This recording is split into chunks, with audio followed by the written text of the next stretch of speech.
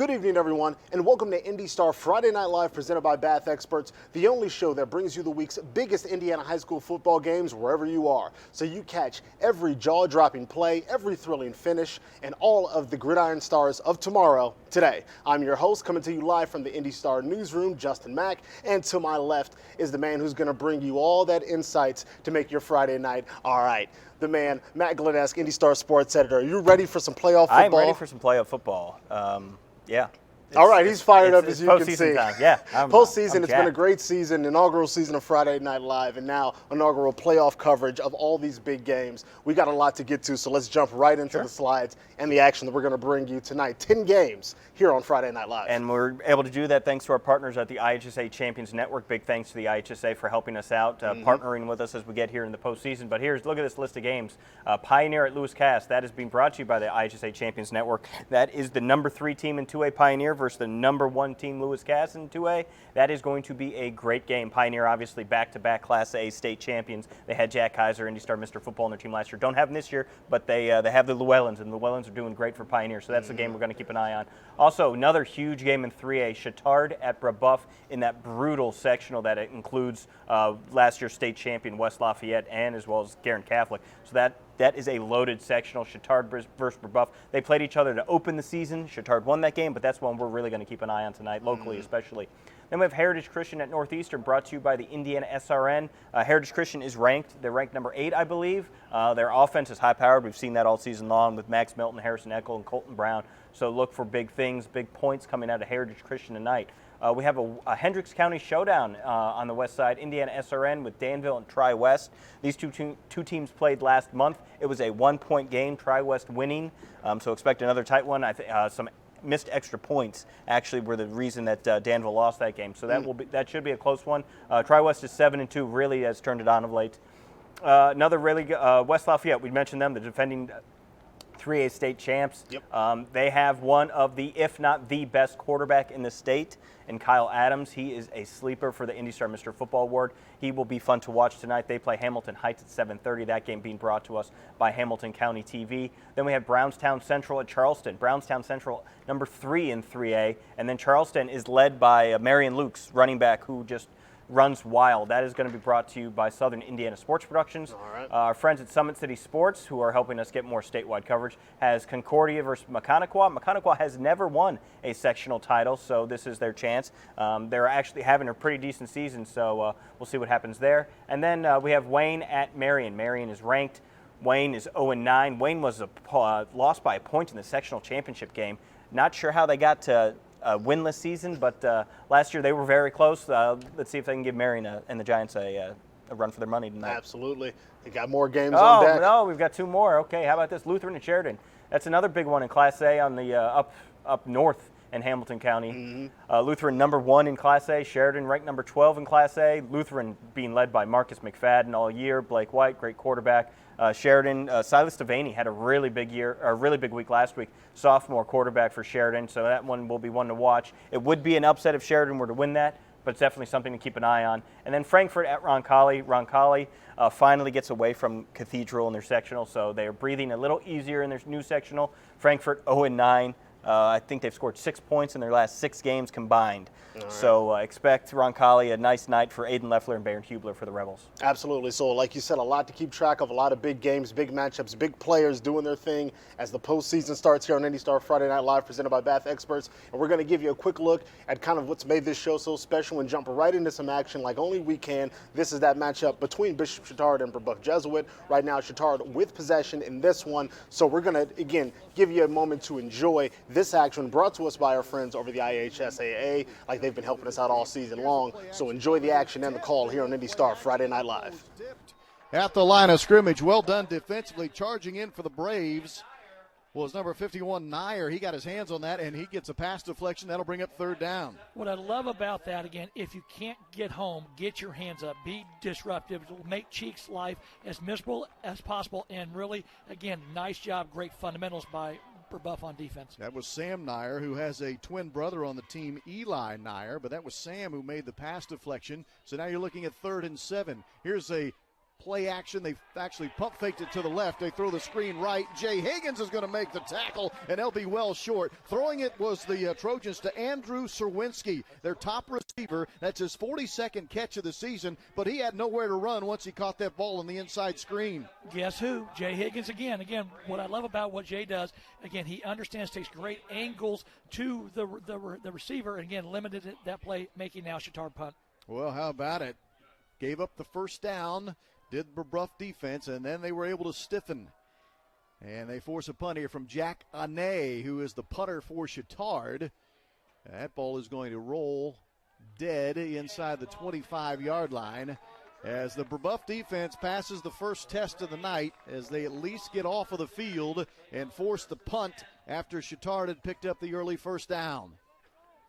So now it's our first chance, Coach, to see Brebeuf in a little bit of... All right, going to jump into some more action here. This that matchup between Lutheran and Sheridan, as you can see, underway right now. And again, a matchup that we're happy to bring you through the help of all of our awesome network partners. So shouts out to all the people who've been powering this program all season long. Glad to be able to do it here in the postseason. And with Sheridan, it's always worth noting that Bud Wright, yes, Bud Wright is still the coach for the Blackhawks in his 54th season on the sideline at Sheridan. 55 years total coaching, 54 of them at Sheridan. That's a long time. Must like it over there a little bit. He must. I would say. Yeah. All right, that is awesome. So 54 years of coaching experience you'll see play out here on IndyStar Friday Night Live. Enjoy a little more of this action right now. Smash mouth football. Yeah, that's what you're going to see tonight, I believe. And Luther does throw the ball a lot more than Sheridan does for sure. But, yeah, you're going to see a lot of running plays tonight, a lot of off tackles, a lot of read options. McFadden up the middle. McFadden for a first down and much, much more, and they can't bring him down. Finally, at the 30-yard line, he's tackled, and he picked up yard after yard. And the man who finally got him was Reese Fisher. Take a look at the Indiana Members Credit Union replay. It's just a give to McFadden. He just hits the hole really hard. The good vision. Watch him over here. Watch him protect the football right here.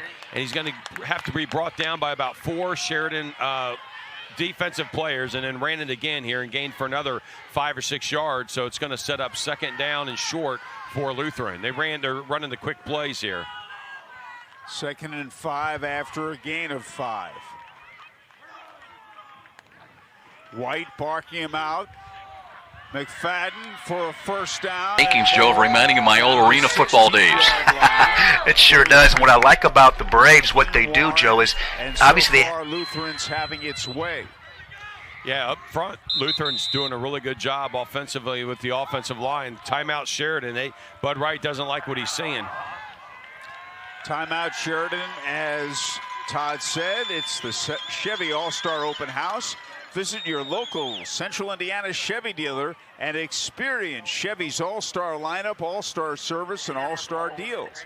Find new roads at your local Chevy dealer, and they sponsor the scoreboard. McFadden, 4 carries, 58 yards. Yeah, I mean, he's their workhorse, and he's been doing it all year round. Almost 1,200 yards rushing coming into tonight, 21 touchdowns. You know, we talked with Coach Pash before the game, and he was talking about how resilient he is, how humble he is, how charismatic he is. This young man has done a really good job here at Lutheran, and you know, he's a 4-year starter here at Lutheran. They've gone to the semi-state the last 3 years. And the football at the 16-yard line, 1st and 10 for Lutheran. Let's see if Sheridan's defense can make an adjustment after the timeout. We haven't had a pass as yet in this game.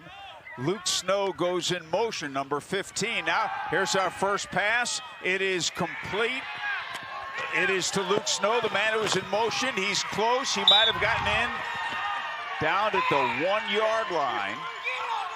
And the tackle made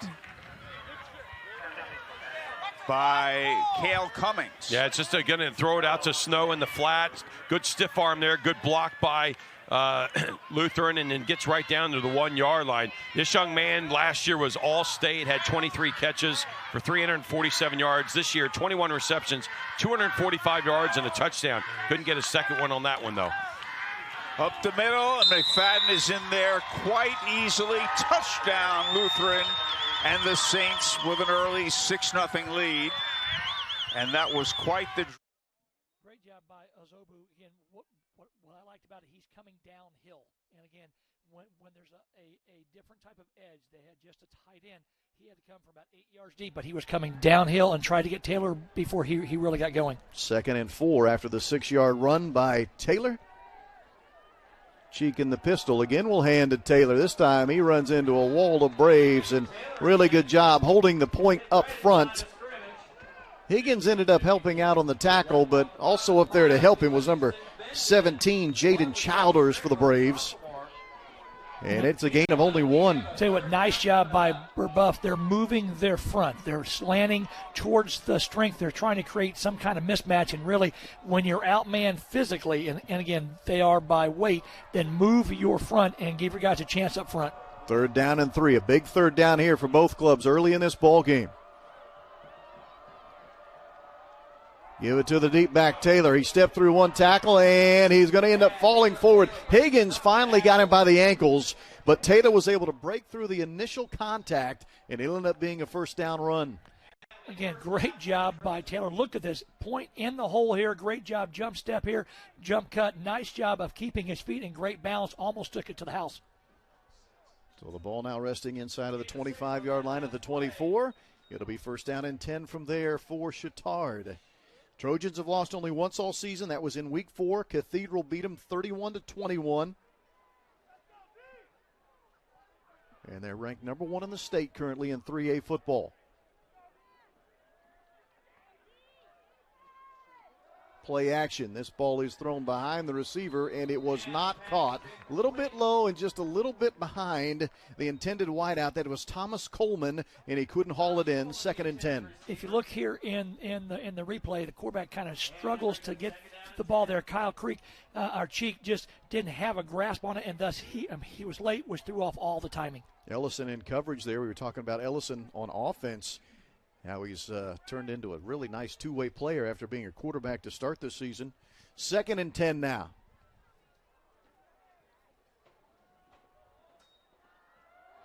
Cheek will hand to Taylor, who cuts it inside of the left end. And Taylor finds his way down inside of the 20-yard line, down to about the 15. He's going to be a yard shy, it looks like, maybe a yard and a half shy of the 1st down marker. Tell you what, Rob, look at this jump cut here. This is unreal. Again, great feet, great. And again, you think you have the angle on him. And again, Taylor jump cuts, again, creates a different angle for you. Nice job of gaining 8 or 9 yards there on the last play. Going to say 3rd and 2, probably closer to about 3rd and 1.5, as we are almost halfway through the opening quarter.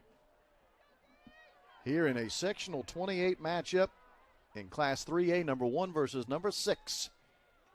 To Taylor. There's a jump cut in the hole, and he's going to have enough for a 1st down. He had to fight for that one, had to keep the legs churning, but he was able to find his way forward just enough to pick up the 1st down. Holding on for dear life was Sam Nyer, but it is enough for a 1st down. I tell you what I love what Burbuff is doing. They are really moving their front, and that's causing right now some problems for Chittard. They're in the backfield. That front edge for Burbuff, they're just not bringing down Taylor when they have him, which is a great sign for a great back, are able to avoid that first contact. Now it is 1st and 10, but the ball's at the 12. So Chittard could get a 1st down without scoring here. With the ball just outside of the 10, again at the 12-yard line. This time they move Taylor into a deep back position as a deep tailback. Under center is Cheek, and they'll give it to Taylor. He tries to turn it around the right side, and a lot of maroon shirts are there waiting for him. That was a really good job defensively by number 23, Jeremiah Jackson, who turned that thing back in to the teeth of the defense. Jeremiah Jackson has to set the edge. He does exactly that. He keeps his outside arm free, which now allows him to turn everything inside to where all his buddies are. And to show you how good Taylor is, even with that play well defended, he still picks up 3 yards. I tell you what, explosive hips. He just does a nice job of getting underneath you. And again, he knows how to advance the football. Huge deal. 2nd down and 7. Back to the shotgun formation goes Cheek. And now he wants to throw. He's looking left to the corner of the end zone. That is incomplete.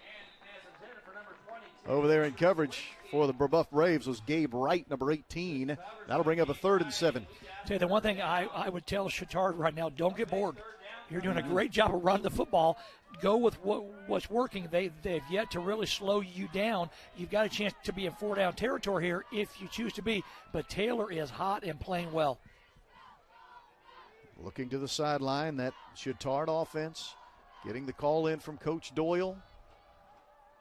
You heard, hopefully you heard us early in the broadcast. My partner Lance Scheib mentioned that assistant coach Doyle, a new baby in the house, has it within the last 24 hours. And now we have timeout called as something Chittard didn't like apparently at 3rd and 7. They decide this is a big play here, so let's take a break. We'll take a break with them. It is sectional action opening night tonight. Brebeuf and Chittard in 3A. And goal from the 5-yard line.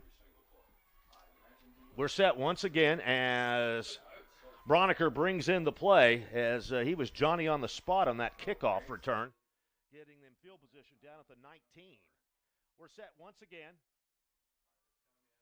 I formation once again. Snyder behind center. There's the snap. It's pitched out to Lukes. Lukes cuts in. He tries to find the goal line. He does not. Good defense that time by Brownstown as they come up with the stop. Great tackle there by Nathan Steinkamp. That will bring a 3rd and goal. They got down to about the 4. Only a 1-yard pickup that time by Lukes. He came right off the side of that line and absolutely blew up that play. Well, Lukes I had tell nowhere to you, go. nobody's touched the ball except for Brownstown. It's been Thompson except for the touchdown run. And Lukes has carried the ball every time so far for Charlestown. We're set once again. And this time, Snyder's going to throw the ball, and he is sacked down there. He is sacked back at the 15. 3rd down and 7.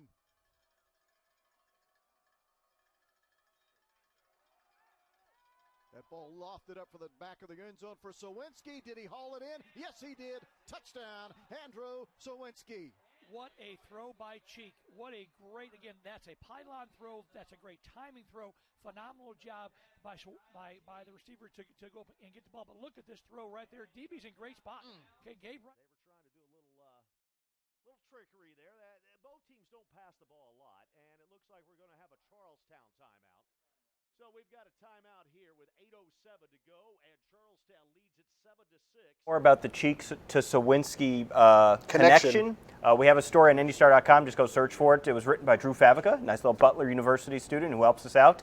He's actually working behind the cameras right now, but he wrote a great story on Cheek to Sowinski, and those guys just keep scoring touchdowns. That is a great connection. Another great connection is IndyStar Friday Night Live and Bath Experts, our sponsors. So let's take a quick 60-second break and take a quick word from them.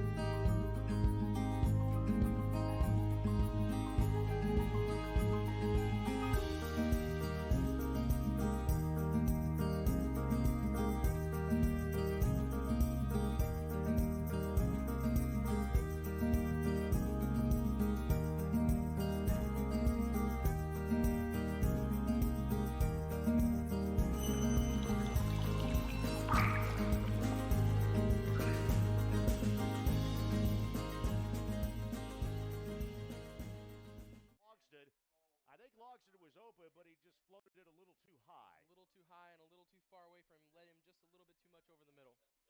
And on Long 4th and 12, trying to convert. Aggressive play calling. It is the playoffs. Hey, I get it. You got to go for it because this is when the getting is good. And the Pirates, after that play, they didn't get it. My gosh, you couldn't help yourself. Had to get that Pirate in there. All right. So again, but we got lots more action here on IndyStar Friday Night Live. We'll stick with this game, and we've got a total of 9 from around the area. Let's jump over to another matchup. This one, Lutheran and Sheridan, courtesy of our friends at WHMB TV 40. Shouts out to them. Awesome help all season long. Right now, Lutheran very comfortable with a 14-0 lead over Sheridan, and they got those 14 points pretty quick. Yeah, and I'll give you a quick score update here. Decatur Central leads Plainfield 7-0 in the lone 5A game of the night. And Garin Catholic leads Yorktown 6-0 in that brutal 3A sectional that also has Chittard and Brebeuf and West Lafayette. All right, so let's get some more action for you here. Lutheran, Sheridan, ball in the air, ball on the ground. We'll let the call take it away and see who can get the upper hand in this matchup. I think Lutheran has the upper hand in this matchup. Well, let's see if they can hold on to it. Okay.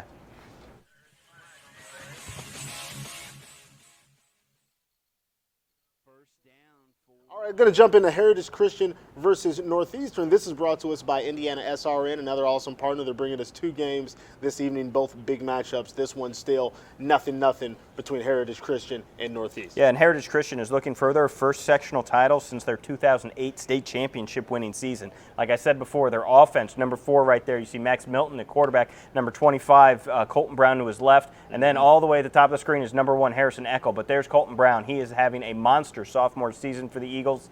They score points in bunches, but right now it's 0-0 with the first quarter almost ending. So Northeastern 7-2, no pushovers. They're going to keep this game. They're keeping it tight right now. Let's see if Heritage Christian's offense can punch it in. Let's take it away with the call, Justin. Let's do it.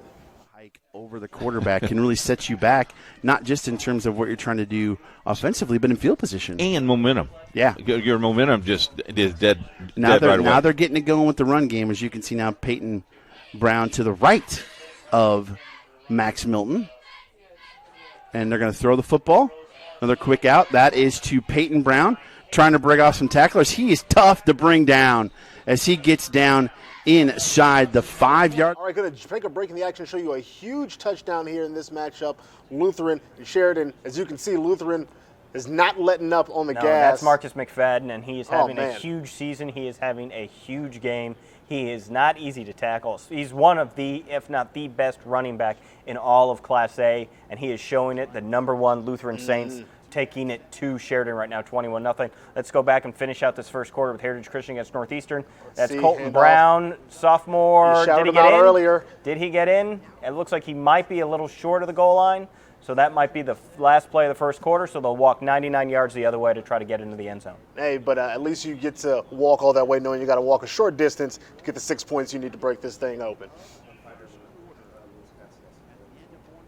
No score here from Northeastern High School, sectional 46 play. You are watching the HSA State Football Tournament on Indiana SRN, presented by the Indianapolis Colts.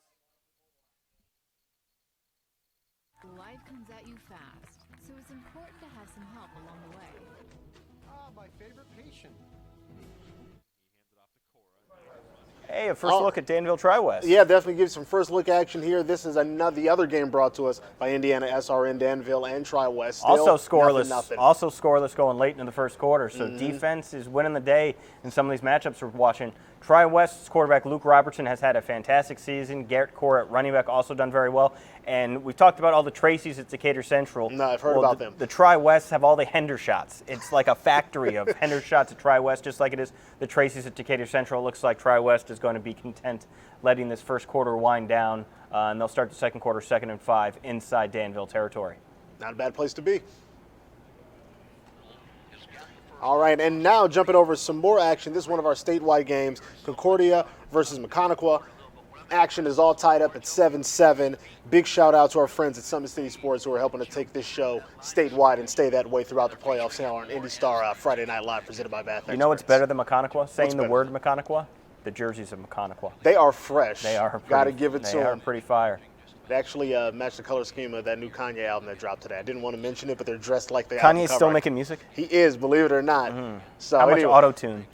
Not that much. Okay. Not that much. Okay. Going to enjoy the action here. Nothing like going from Kanye to Maconaquah. Two fun words to say. No. You couldn't help yourself. I Let's could get not. back into the action. IndyStar Friday Night Live.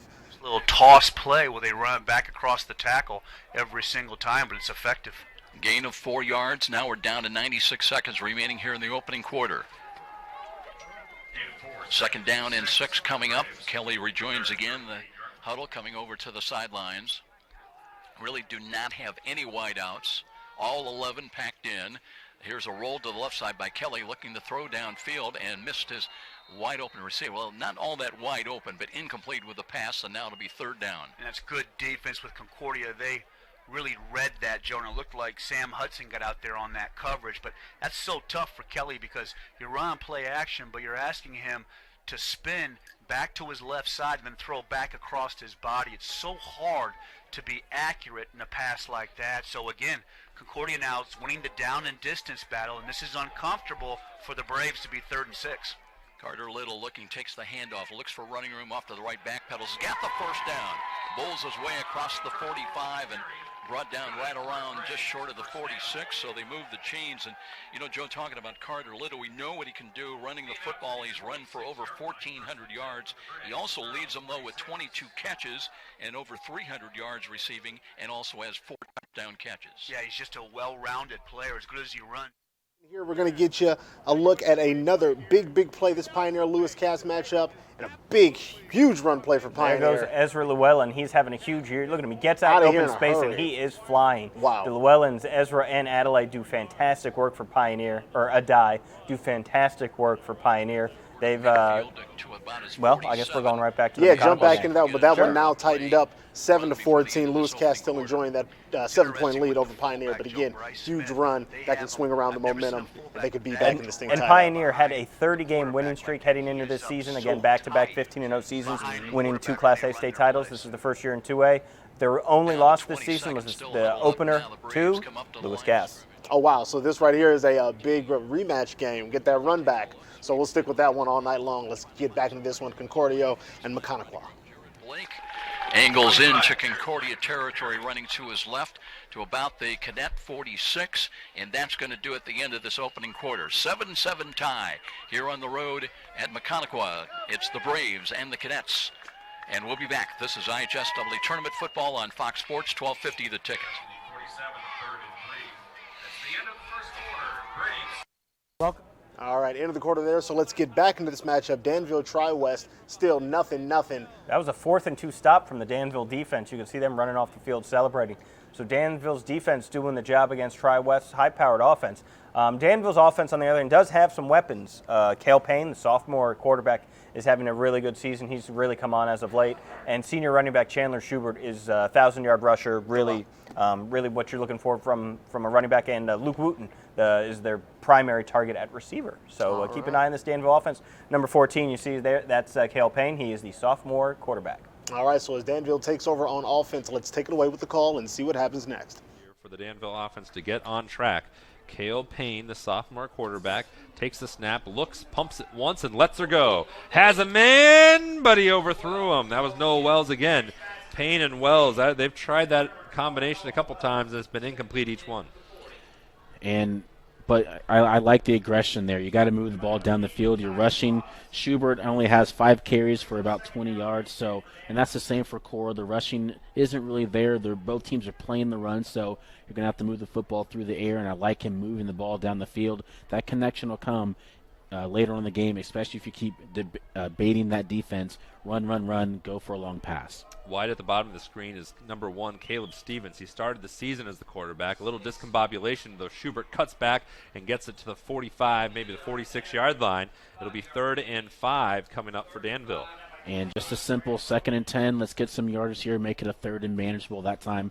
Did that with Schubert, rushed up the middle, went to the right side, had a nice little gain there. And, again, make it a 3rd and manageable. Danville's had a lot of 3rd and longs so far in the first half. This time you have your first 3rd and manageable of the game. A interesting development hobbling off the field was Grant Hogan, the senior linebacker, the defensive leader for Tri-West. He was out the last 2 weeks, came back for this one. Now he's been attended to by the trainers, replaced in the lineup by Elvin Elgin, number 41 at middle linebacker. 3rd and 5. Wells in motion. Payne. He's hit as he throws, and it's incomplete. No flags. 4th and 5. Wait. Yeah, no flags. I saw a ball come flying in at the end there, Charles. But a punt unit coming on for Danville. And the Tri-West defense, both defenses are very active in this. All right, going on the 4th down there, let's jump over to this matchup. This Roncalli matchup underway against the Frankfurt Hot Dogs. Right now you can see 14-0 in Roncalli's favor, but they are running and want to add more to that total. Dive in there, Baron Hubler. Touchdown for the Rebels. I told you they have been on fire lately. They started the season 0-4. Well, now they've won 4 of their last 5. They have to be the favorites in this sectional, and there they are, just scoring touchdown. Baron Hubler, and they are up 20-0 with the extra point pending. I'd love to see them kind of come on and make that switch late in the season and keep that momentum rolling. So they look great. Again, up now 21-0 on their opponents there. Back over to Chittard and Brebeuf. As you can see, Chittard got in to break this thing open and are enjoying that 7-0 lead. Brebeuf wants to get the run back. Let's see if they can make it happen. I also will give you some score updates. What do you Western got? Boone in 2A, defending state champions in 2A, leads Southmont 20-0. Greenwood leads Madison 14-0. Cecina leads Centerville 13-0, and Heritage Christian, the game we were watching as they were close to the end zone, Heritage Christian did get in the end zone, so they are up 7-0. And let's go back to Sheridan Lutheran. Sheridan needs to get on the board here. In a bad way. Yes, that sophomore quarterback Silas Devaney had a huge week last week. They really need something to happen in a good way for them. There he is, right there. He hits him over the top. Will he get in the end zone? It's a race to the pylon. Nope, he'll get down at the 1. But boy, did Sheridan need that. That is huge, and a great recovery. As you can see, as soon as that ball was snapped, you had Lutheran defenders in the backfield immediately. The quarterback staying composed, rolling out, making a big pass and a big run after the catch. So that is huge for Sheridan. If you take a look, you can see how much pressure he had on him. Pocket was nowhere to be found. Minimalist on the uniforms there. All black everything. Make it All happen. black and white with nothing helmets. Very minimalist. Very nice. So, again, great recovery. We'll see if they can turn this fantastic field position into their first touchdown of the game. First and goal to go.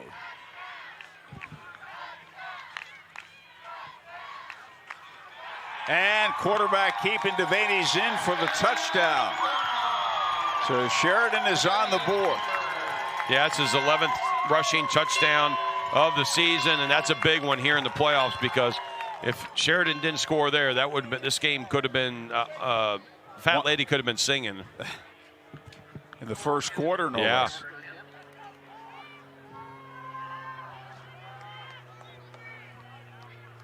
Cork in for the extra point.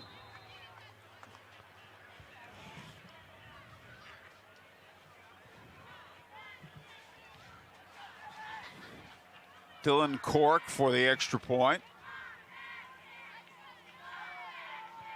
Straight ahead kicker. Oh, the old days. Mark Mosley.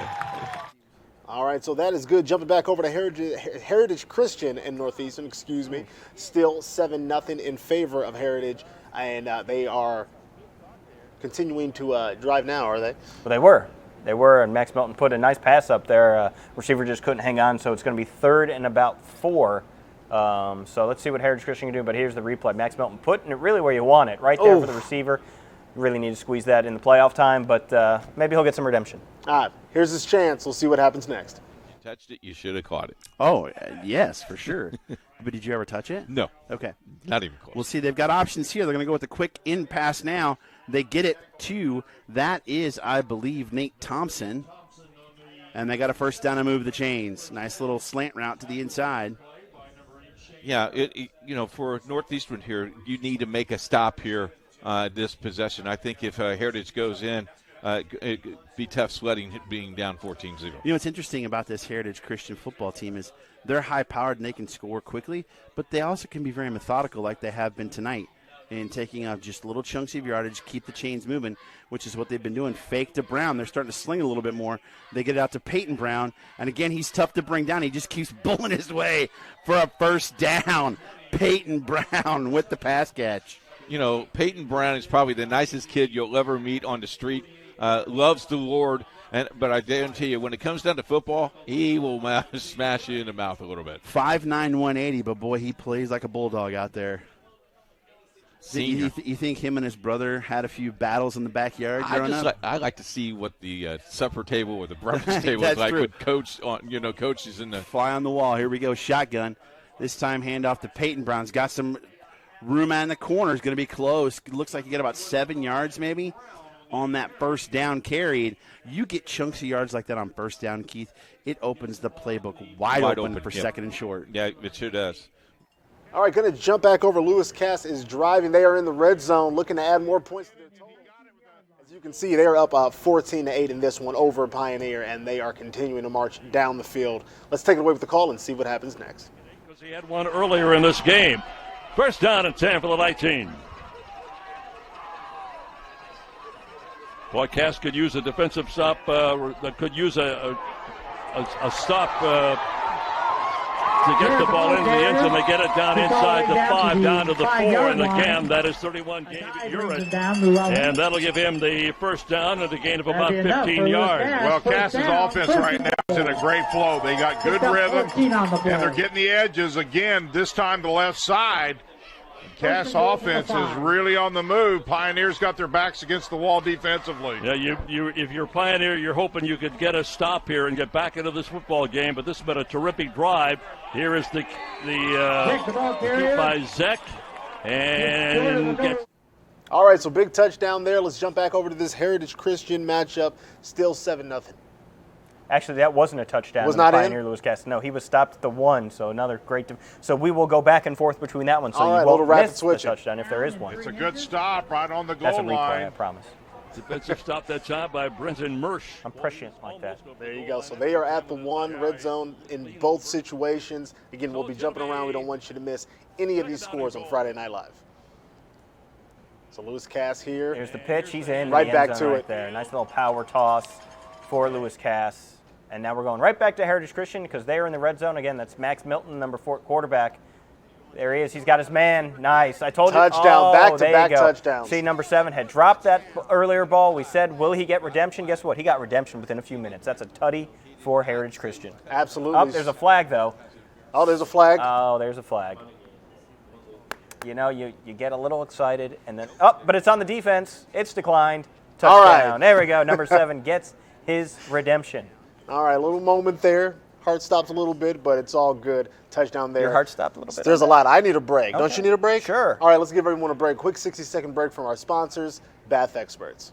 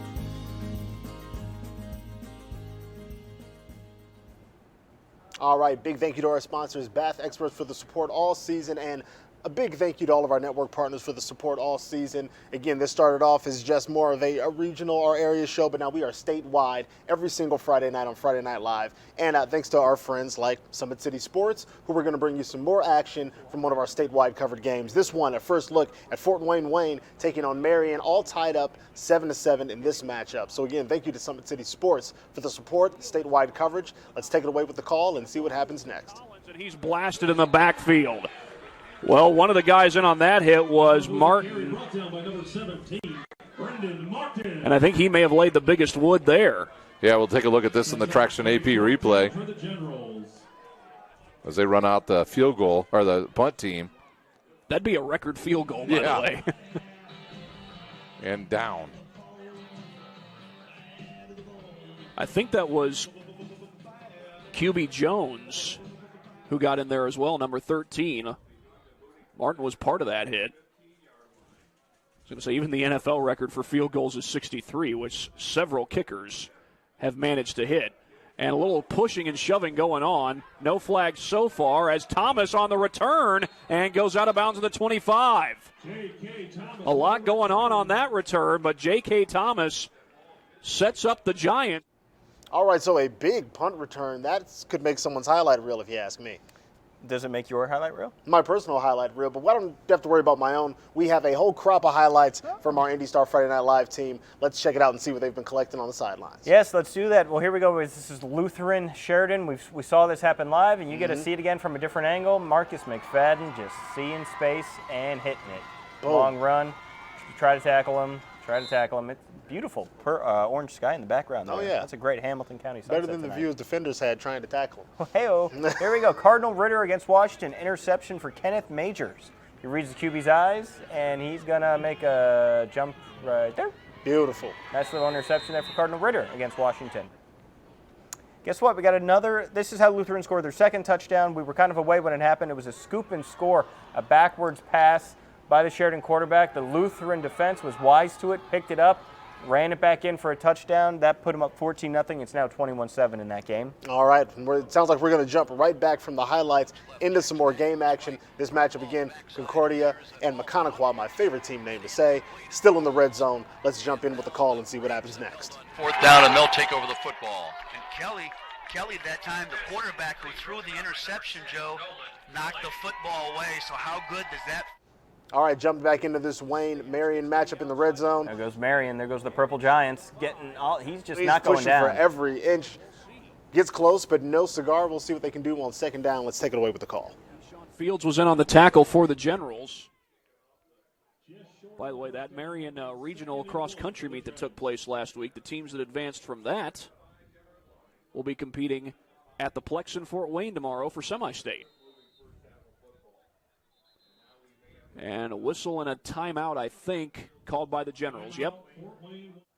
All right, going to jump in and give you some first look action at this matchup between West Lafayette and Hamilton Heights. This is underway right now thanks to HCTV. Big thank you to them for bringing us this big matchup between these two teams. Kyle Adams, the quarterback, number 12 there in white. Let me tell you his stats this year, okay, All right. and why he is a Mr. Football candidate. A lot of people think it's just going to Charlie Spiegel. Kyle Adams could have something to say about it because if they win another state title, that's back-to-back. He has more than 3,000 passing yards and 45 touchdown passes. Oh, my gosh. Yes. See? I knew it was going to give you a little oh, my gosh. All right. You set it up and you sold it. He is averaging 345 passing yards a game. He is for real. West Lafayette is for real. But, again, they are in, no doubt, the toughest sectional that's not in Class 6A. This 3A sectional is brutal. Let's see what Kyle Adams can do. A little pass there. Nope, a little high. Number 17 couldn't hang on. But let's take it away with the call. Thanks to our friends at the Hamilton County TV. A good throw there by Adams. I just wonder if a good throw by Kyle Adams intended for Corey Adams, get him straight there, and I think he might have just taken his eye off the ball. Quick throw again, fired over to the near side. Cannon Melkai with the reception, going to be very close to another first down. It must have gone out of bounds. All right, we're going to do some rapid switching here. Marion, as you can see, threatening to score on Wayne in this matchup. So, again, we'll be jumping between this matchup and that West Lafayette-Hamilton Heights matchup as the action happens. Marion here on the handoff. Is it good enough to get in? He's in. He's in. Touchdown. So, there you go. Another score here on IndyStar Friday Night Live. We'll jump back over to this matchup. Again, we don't want to miss anything here. See if we can get you another score. Something tells me that's touchdown number 46. Boom, right there you go. Just dropping it in the bucket. You talked about what he brought to that position, having a great year, and like you said, Mr. Football contender. So great to be able to bring you this action here on Friday Night Live and to bring you that for the first time, courtesy of our great partners here in the area. And let's give you a score update. Dalen Taylor has scored a 15-yard touchdown run. Chittard now leads Brebeuf 14-0. All right, now Marion 2 trying to tack one on, and we're going to jump into that Chittard-Brebeuf game. That's how it happened. Shaking off the tackle in the backfield. That's not how it happened, so I'm going to tell you, I ruined the surprise. That's all right. It's fine. Chittard's going to score a touchdown. All right, but here, this matchup, one we've been bringing you all night long, and glad to be able to bring you all these scores as they happen and through highlights. It looks like a measurement. So, oh, wait, Chittard got the ball back. They're already up 14-0. How they got the ball back, I'm not sure, but they've got it back. All right, well, let's let the call take it away and get things all straightened out. Which favored Brebeuf because that means it was away from the yard line that they had to go. They still might have got it, but it's going to be really close. Sam Nyer ended up making the tackle when it was all said and done, but it was Strickland who was quickly into that backfield. I tell you what, I mean, I like him offensively, but defensively he is a stud. My goodness. What do we have here? Short. Nope. That close. By the white stripe on the front side of the football. First down, Chittard. Wow. I think he's short. Well, hold on. Are they going to remeasure? Well, I go back to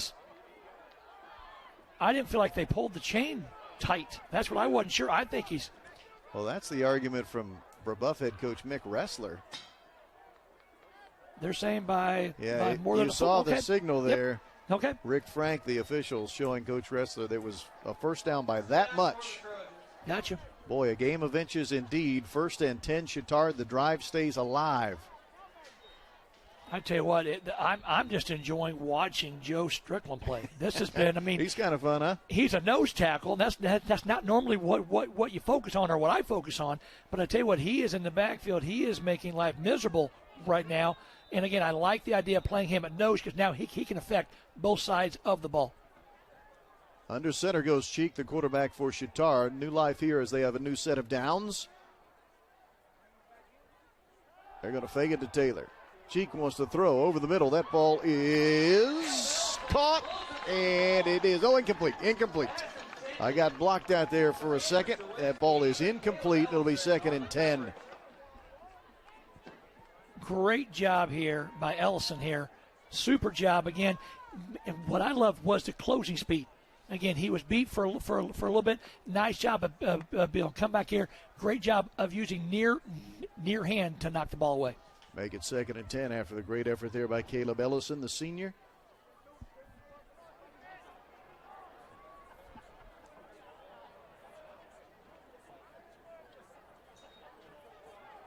Cheek this time to Taylor.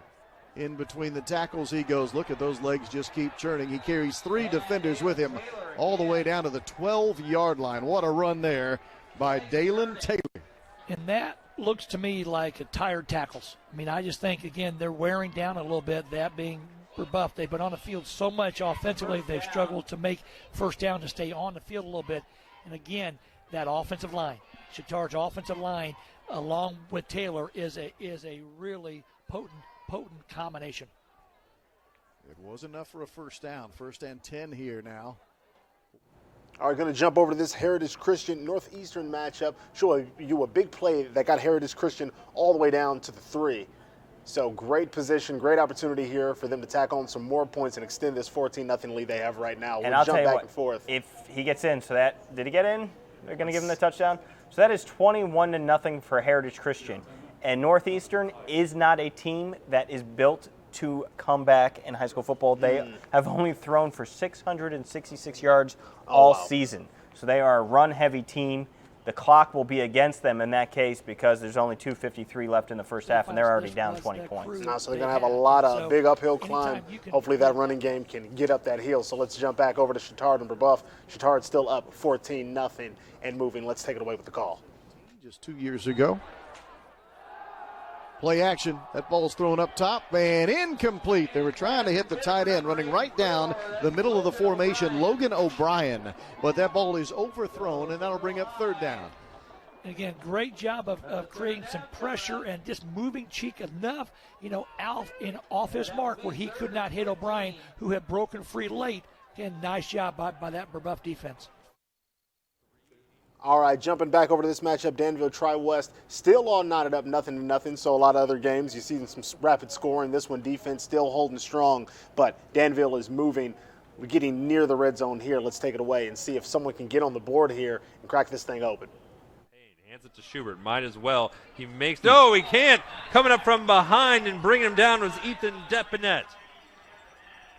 Close to a horse collar tackle there. Just the way he was tackled, but refs didn't call it. Now is the time where you possibly might think of calling a timeout here. You got 45 seconds left.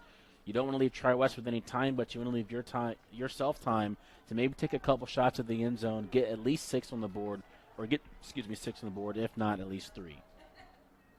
Waiting his pain. He will take it. He will fake it. He will throw it over there. Tyler Dawson inside the 10. Tyler Dawson inside the 5. The clock will freeze currently as the chains move. 26 seconds left, and now the clock rolls. 1st and goal for Danville. They have a couple shots at this one, Charles. Yep, so no timeouts calling, so now you got 15. Quick pass. Payne will hand it to Schubert, and he's swarmed and dropped back at the 10. And now the timeout comes with 10 seconds left. We're going to keep it right here. Maybe they should have thrown it. Actually, this would help. Yeah, so here's the pass here, another nice play action pass. and just a quick pass right over the defender, and you see him dive towards that first down marker, gets it inside the 5. Would have liked another slant pass here, maybe in the end zone, just to get, you wasted a lot of time from the run pass, then you have to run to the official to get a timeout. So, on a 2nd and 9, or 2nd and goal, with 10 seconds left, maybe a couple fade routes wouldn't be so bad. You want to get 6 on the board here, especially with you're this close. With the way both defenses are playing, you might not get another opportunity to be this close to the end. We're going to take it on the All right, going to jump over to the Chittard-Brebeuf matchup. Big pass here, and that's going to be a touchdown in the back of the end zone. And you're never going to guess who caught it.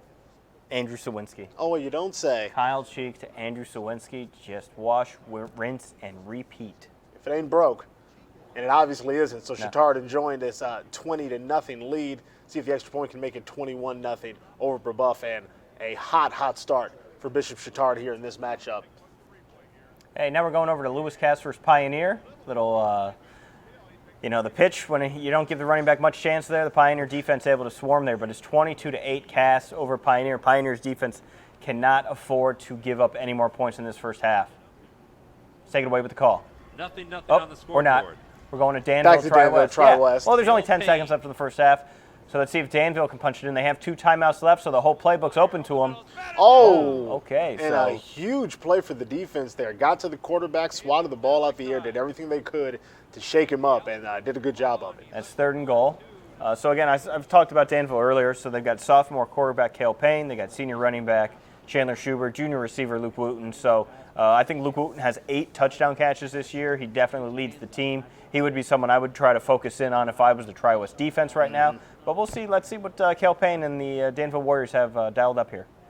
Payne, fade to the back, and it's incomplete as that bounces to the ground. And there's still time left.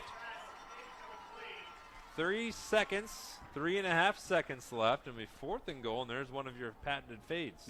Yep, the fade works, but on a 4th down, you got to go for it here. If you miss it, Danville gets the ball deep in their own territory, but it's only 3.5 seconds left. So, if you don't get it, fine. You go in the halftime 0-0. If you do get it, you're going up 7-0 in the halftime. Danville has the advantage. So I'm not sure if you have to go for a pass here. You have Schubert here. Ball's marked at the, I believe, the 9-yard line. So, again, it doesn't have to be a pass, but I would expect one here. Look for it in the end zone. 4th and goal. Most likely last play of the half. Throw by Payne. End zone smacked away, and it's incomplete. All right, jumping here, Concordia McConaughey, and they are trying to get in the end zone, and they make it happen. That is a big run. Great timing on the switch for the IndyStar Friday Night Live team. A little shout out to the people making it happen. That was very nice, but that was a huge play in that Danville Tri-West game. It is 0-0 at the end of the half. Danville going for it on 4th and down, or 4th and goal, rather than trying to kick the field goal and take the points. So nothing. Again, I mentioned that missed extra points were the reason they lost to Tri-West earlier in the season. So maybe not a lot of faith in the special teams, so they go for it on 4th and goal. Don't get it. That is a game we will keep an eye on. It's a big Hendricks County rivalry on the west side. Looking to tie. 1:05 remaining here late in the second quarter. Long snap. Here's a right-footed kick, long enough on the way, and a new game. 14-all with. All right, tied up in that one, so let's jump back over to Wayne versus Marion. Marion enjoying a 13-7 lead over Wayne after their last successful drive, so let's see if Wayne can get back into this one. All of 2 passes. And the handoff will go up the middle. That's Burnett, and he moves the chains. Zamar Burnett.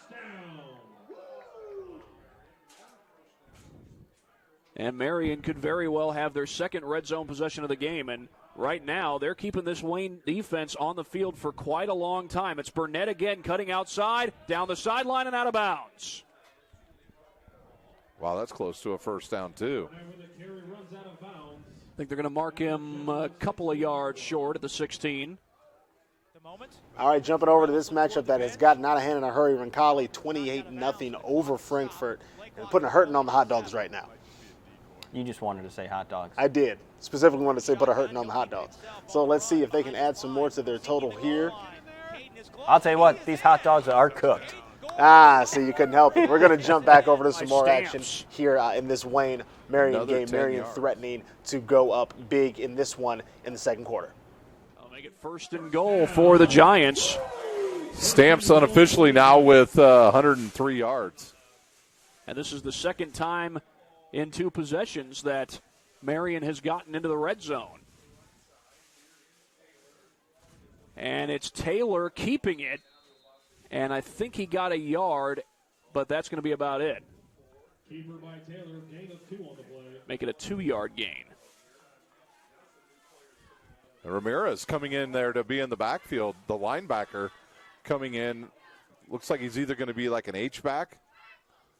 Yeah, he is.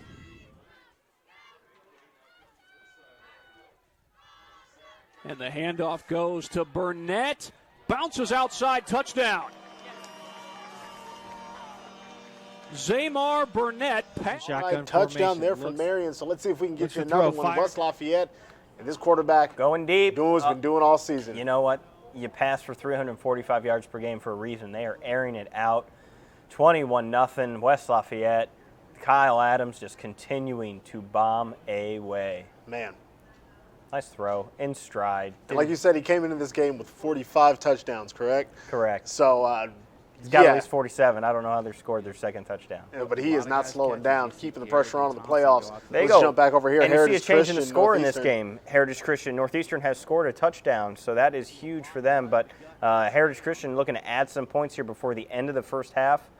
So let's take it away with the call and see what they can do. A little shaken up there. Yeah, I wonder maybe if the ball knocked the air out of him or something. So the first down, tackled by McGuffey as they're ready to roll. Clock keeps running, 1.5 minutes to go. Ball Again, at the 40. You've got a good field goal kicker in Caleb King, so you've got options. But single back in the backfield here as they do give it to Brown. Run to the outside. He's got the out of bounds as another blocker. Look at him follow us blockers. He's going to get out of bounds at about 8 yards there. And so got a timeout, Heritage Christian. Timeout from Heritage Christian as they go to help Brown up. You are watching IHSA football on Indian SRN.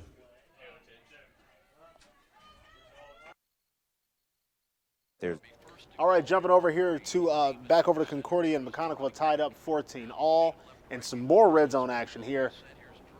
See if he can get in on the handoff. It's hard to tell. Oh, I don't think he's going to make it in.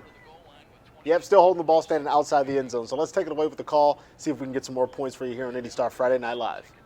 That is their final timeout. So 28.3 seconds remains, and it'll be second and goal. All right, timeout in that one. Jumping back over to Lewis Cass and Pioneer. 22-8 is still the score in this It's match. 3rd and 22 for Pioneer. It's a long way. They are a running offense, so this might be a bit of a challenge. So we'll see. You got the Llewellyns. There he goes, Ezra. That's not going to be 22 yards. And that's not 22. That's going to go to a 4th and a whole lot of yards.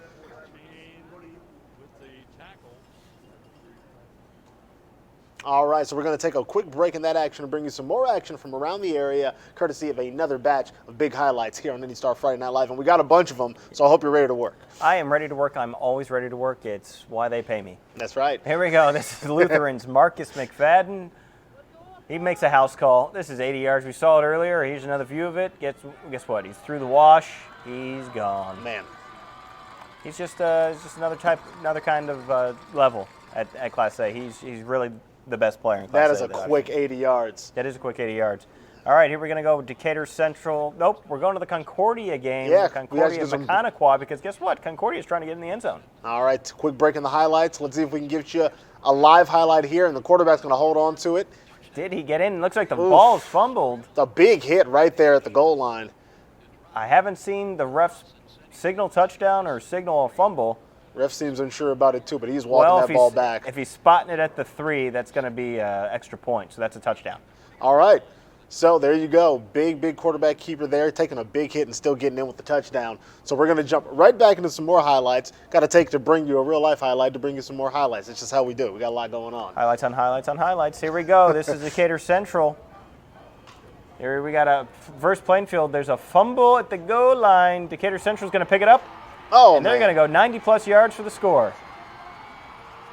God bless number 72 Shouts for out giving to it 72. Giving it his all. I want everyone to go into their weekend with that kind of energy that 72 just brought. And there's a flag for excessive celebration, but 72 didn't quit on that. You like to see that. Yeah, he's my MVP for the weekend. Shouts out, young man. And we saw this a little bit earlier, but it was a Sheridan long pass over the blitz that set up a touchdown. This got it to 21-7, but Lutheran really enjoying themselves tonight. But this is Sheridan, Silas Devaney, just going to put it over the top. There it is. Whoop! Right over the defender, getting down to the 3-yard line. They would eventually punch this in. Mm-hmm. All right. Do you want more highlights? I want more highlights. Okay. Do we have more highlights? Of course we do. This is the Tri-West defender with a huge hit against Danville, and we just saw this game go 0-0 at halftime because Danville went for it on 4th and goal as time wound out and couldn't get it. And the defense is making it happen. Here's a first look at Crispus Attucks tonight. Touchdown QB scramble here. This is against Beech Grove. Beech Grove playing without their starting quarterback who suffered a broken collarbone last week.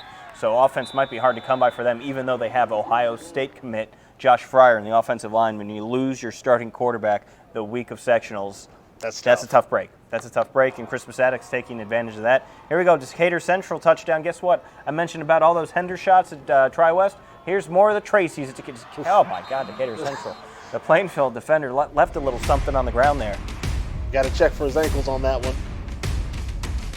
Yeah, and just wanted to let you know that we are produced and directed by Clark Wade and Ronnie Ramos. Shouts out to them. A lot of guys making it happen behind the camera. They were so excited, and they're such glory hogs that they wanted to get the credits going mid-show. So we will not forget them. We appreciate them. Let's get back into the action we appreciate. As you can see, West Lafayette enjoying a big lead over the Hamiltonites right now, and that quarterback, like you said, has been making it happen. Kyle Adams is a beast, and like you said, in contention possibly for IndyStar Mr. Football, so glad to be able to bring you his action. Well, you know what? It's not Kyle Adams. We have a different quarterback in already. All right. Did they sit him down? Or I don't know.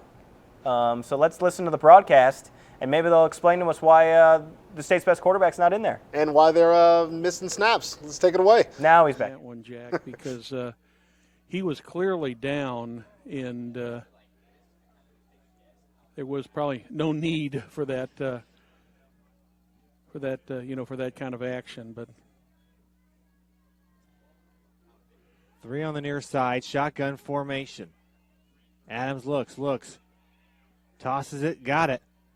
Little screen pass there that's going to get a lot of yardage. In fact, it's going to get a touchdown. Walk into the end zone. Blankman. A 33-yard touchdown pass. So you lose your helmet, you come up a play, and you throw a touchdown pass. Who was the receiver on that one again? That was Blankman.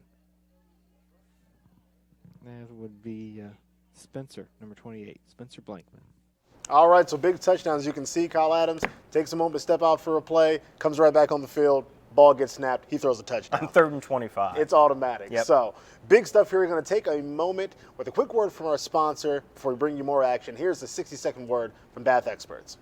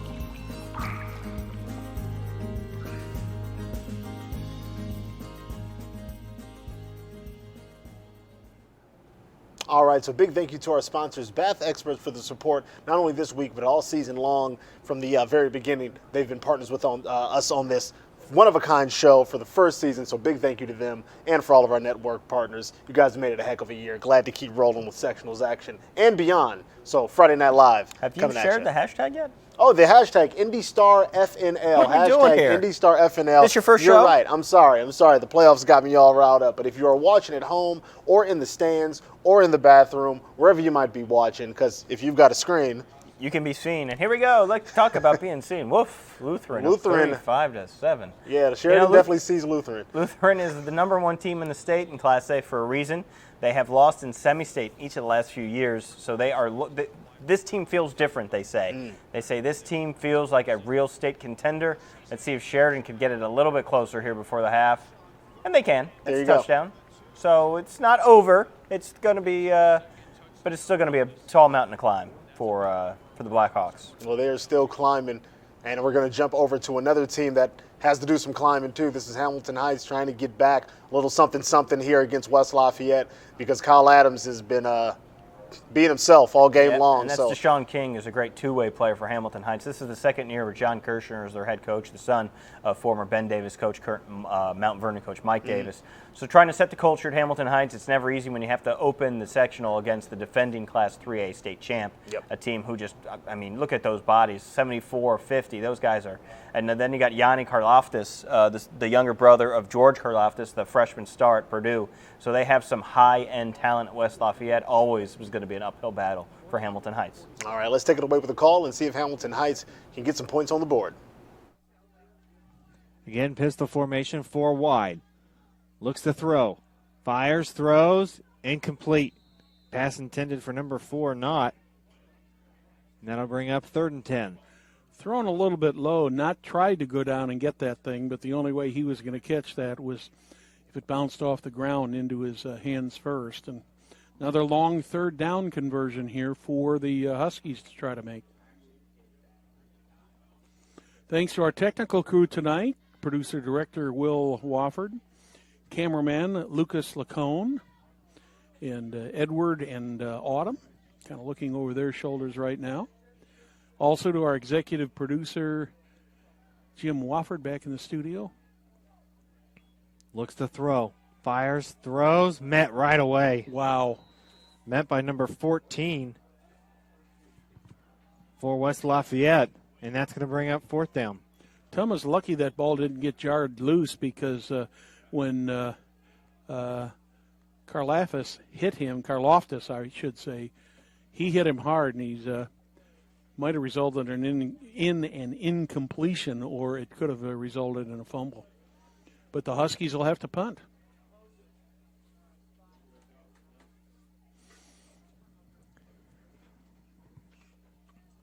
Nice high punt once again. This time, fair catch.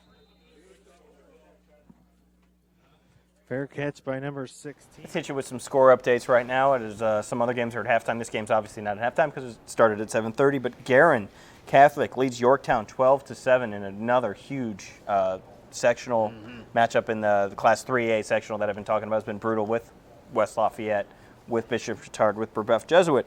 Monrovia and Cascade are tied 14-14. Webo leads Southmont 27-0, and Muncie Central leads Greenfield Central 27-26. That was a good fake there by Adams, wasn't it? Yeah, it was.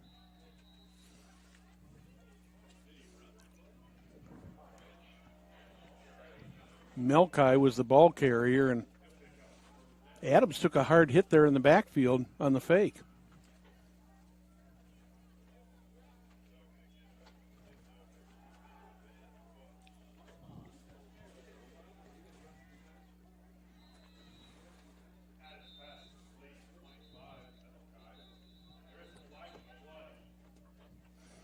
Isaac Tuma roughing the passer, ran Adams out of the play.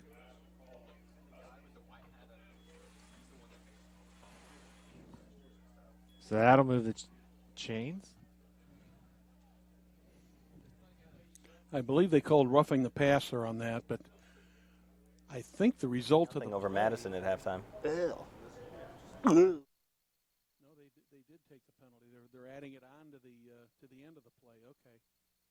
So they're going to be 1st and goal at the 6, Jack. Here we go, shotgun formation.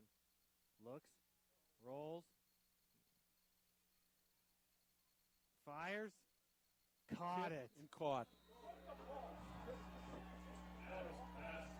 That was one of those plays, Jack. If the Huskies had not tipped that ball, it probably would not have been caught. That was looked like it was number 11. Number 21. Mm-hmm. Truitt.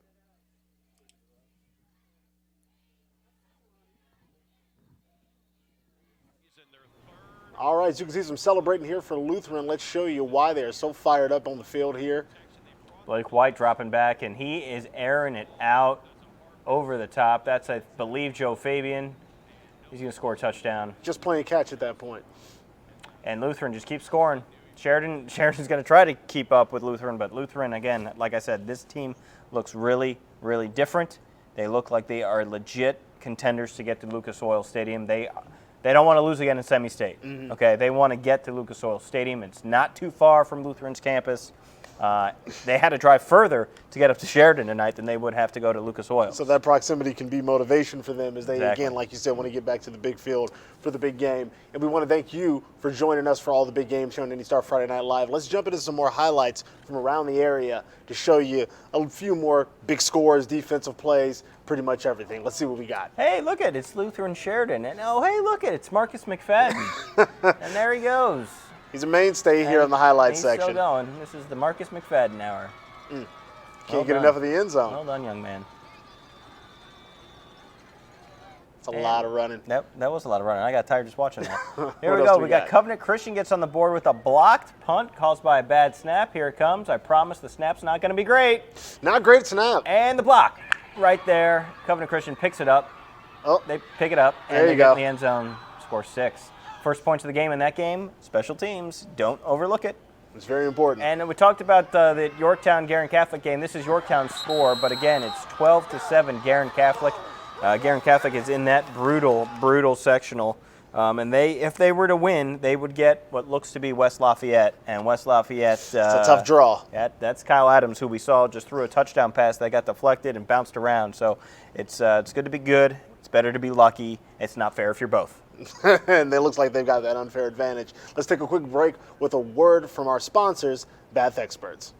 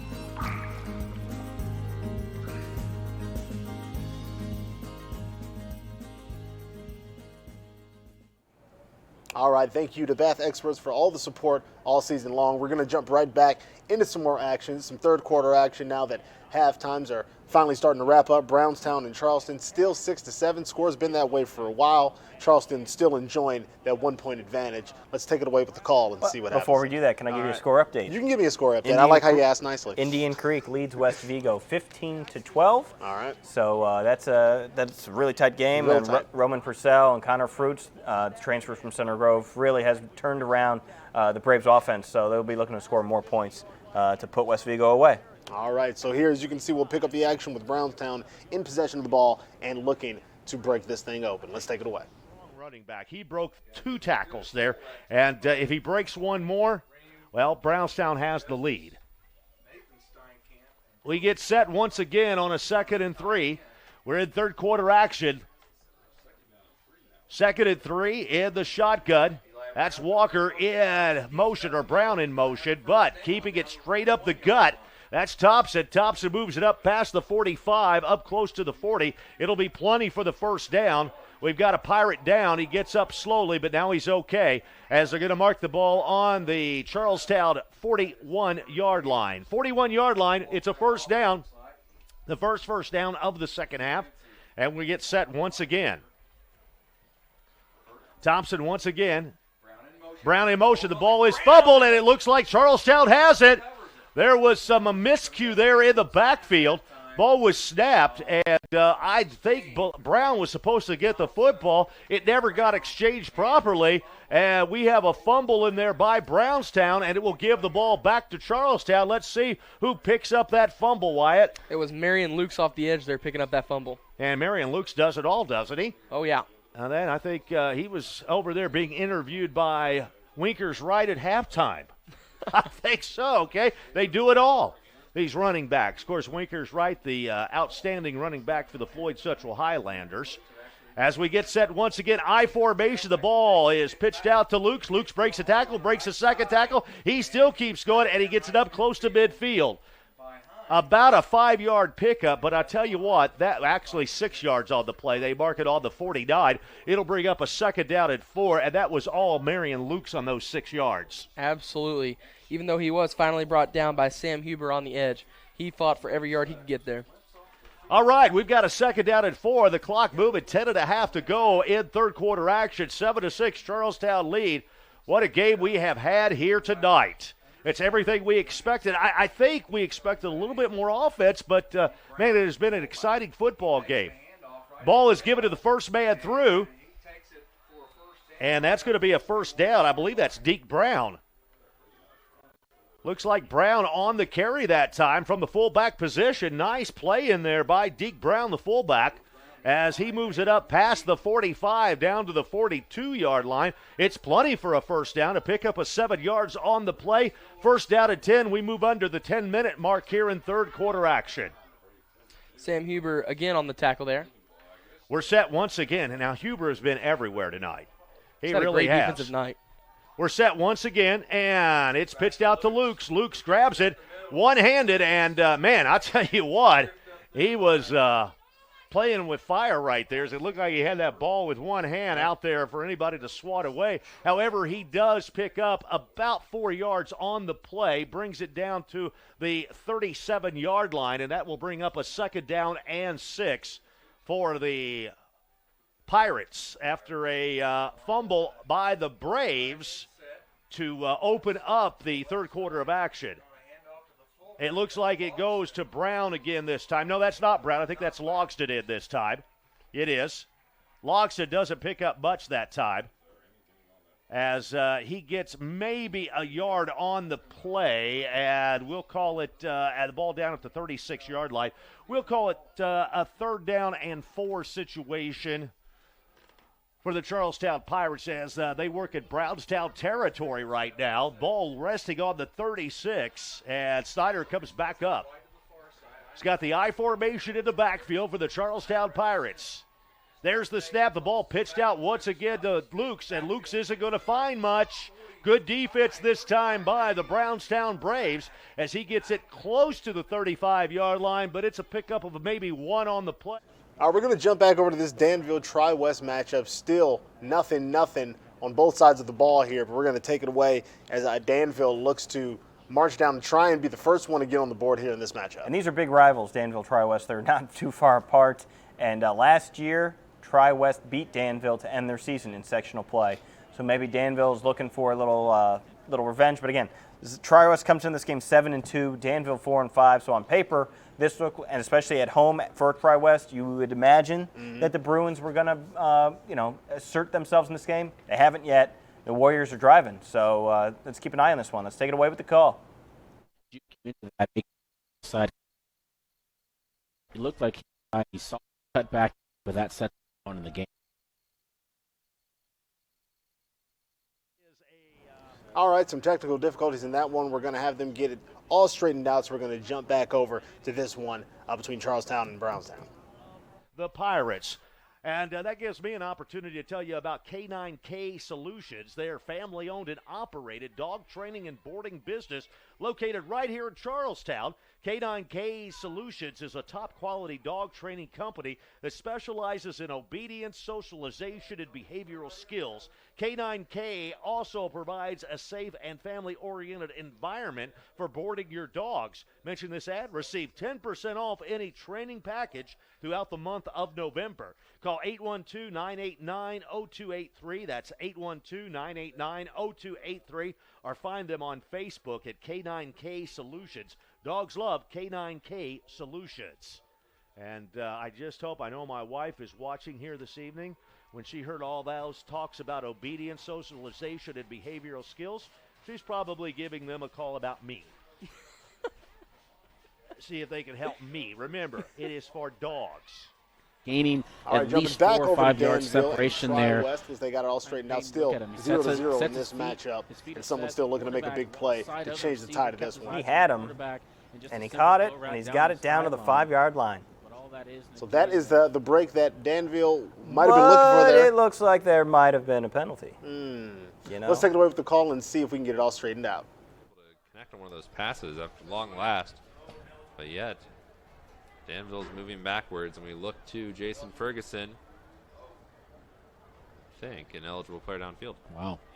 And that's very fortunate for Tri-West because that ball would have been inside the 10-yard line. Second time Danville would have had that, but now Danville with another penalty that's costing them. First time that happened in the first half, it cost them field position, and that's going to be a loss of down. So what would have been a 1st and goal becomes a 4th down, and that is a killer of a penalty. Casey Woods is not going to be happy over there on the sideline. Dominic Wynn back to punt for Danville. Waiting inside the 10-yard line is Cora and Ross for Tri-West, and this punt will roll and roll and roll, and Cora is going to field it inside the 5. Made one man miss, gets it outside across the 10, across the 15 before he's tackled. Not a bad return for a dangerous position. No, and I guess they'd rather have the better field position that way than be deep inside. But, if you're going to do that, you have to be careful because a fumble, turnover, and down, again, has Danville. All right, after the punt, going to take a break in the action and bring you some more highlights here on IndyStar Friday Night Live, presented by Bath Experts. Let's do it. Here we go. Cardinal Ritter, long run against Washington. There he goes. He's going. He's just couldn't get away from all the defense. Nice. Got away from most of them, though. I like that stadium with the This is a school nice right stadium. there in the It's really background. nice. That's nice. All right, here we go. Another. This is Covenant Christian. Another interception right there. Nice. Jumping in front of the pass there for Covenant Christian. Big interception. All right. Hey, and we talked about that Yorktown Guerin Catholic game. Well, guess what? Here's Bernie McGinnis, your favorite player, making a play. Christian Gelov putting it up. Bernie, look at that. Go get it. Go get it. Weekend at Bernie's right there, even though it's Friday night. That was a terrible pun. He's way more lively than Bernie. There you go. There you go. So millennials have no idea what Weekend at Bernie's is, do they? If you haven't seen Weekend at Bernie's, kids, watch it. If you have it's actually seen it, rated R, so kids don't watch it. Watch it with a parent. Let's jump back into this action. Lewis Cass, Pioneer. Cass enjoying that 22-8 lead. Well, that's a good start for Cass. 2 really good runs, and that's where you can win football games when you have the confidence in your offensive line to get off the football and 1st and 2nd down get 5 yards. That could be trouble for Pioneer. So the clock continues to wind down to 11:20. The second quarter just getting underway. Second half just getting underway. Out of the shotgun again. And back to throw is Chambers. And he's going to try to get a bunch. And ball is incomplete. And the crowd right in front of us, we're sitting low enough that they block our view. When that happens, they wanted pass interference. And there was some contact. There was a lot of contact. They were both battling for position all the way down. There is a flag at the 37. Pass interference against the Panthers. Well, they did finally call it. Yep. The flag was way up here and set it down. I just want to jump and give you 2 score updates on a couple of games we're tracking tonight because they are getting out of hand. Roncalli is up 35-0 over the Frankfurt Hot Dogs, and Lutheran over Sheridan 49-14. And Weekend at Bernie's is PG-13. Clarification on that one. Just wanted to follow up because we like to follow up here on IndyStar accuracy Friday Night is Live. the most important part of our job. It is. Well, actually, bringing your football action is the most important part of the job. Let's jump back into it here. Lewis Cass, Pioneer. Back to the line of scrimmage. That's been about it. We've not talked much Hopkins on the hit. yet about Gabe Uritz. This young man is their leading rusher with 1,140 yards, averaging just almost 8 yards per carry and almost 127 yards per game. Much better pursuit that time by this Pioneer defense. Noah Pearson on that tackle. No gain, 2nd down and 10. And we'll go up the middle again. This time we'll get some yardage out to about down to about the 45. So a gain of 5, 3rd down and 5. Yeah, and right now Cass offense is absolutely rolling. If they can stay within these dives and counter plays and get 4 and 5, they're going to force Pioneer to have to blitz some more or put more men in the box, or this thing's going to be over. Cass, as a team, has rushed for over 2,000 yards this year, and as a team averaging almost 7 yards per carry and 223 yards per game. You see why they keep it on the ground. There's no reason to put it in the air. This time they try to skirt the left side, get back to the line of scrimmage. No gain, 3rd down. Great pursuit by Pioneer that time. They've really sealed that edge and forced it back in, and that's what you want to do and get help from your buddies. Great pursuit. Much better defense that time by Pioneer. 4th down and 5. Good in punt formation. And Easton Good will come in again to punt the football away. This will be the 3rd punt. All right, going to jump over and show you a big play in this Danville Tri-West matchup. As you can see, all tied up here. But Tri-West and Danville, someone's looking to change the tide here. Take a look. That's Luke Robertson, the quarterback, rolling out, throwing on the run. Finds his guy. Big Guess catch. What? That is a Hendershot, I believe. Bryce Hendershot. Hender scores. Beautiful, beautiful play. Nice rollout. Great pass. Not a great pun from my broadcast partner here, but the first score of the game in that matchup, Danville Tri-West. Tri-West now on top. Let's jump back into this one. Still 6-7 with Charleston on top of Brownstown. Walker is hit in the backfield, and he is finally brought down as a good defensive pursuit at that time by the Charlestown Pirates. That is going to be a loss as they're going to mark it back at the 33. We'll call it 2nd and 11. At that time, on the end around by Walker, he had some success the last 2 times they ran that play. That time, the Pirates were right on it. The outside linebacker, Bo Vibbert, absolutely collapsed on that play and did not allow it to go far at all.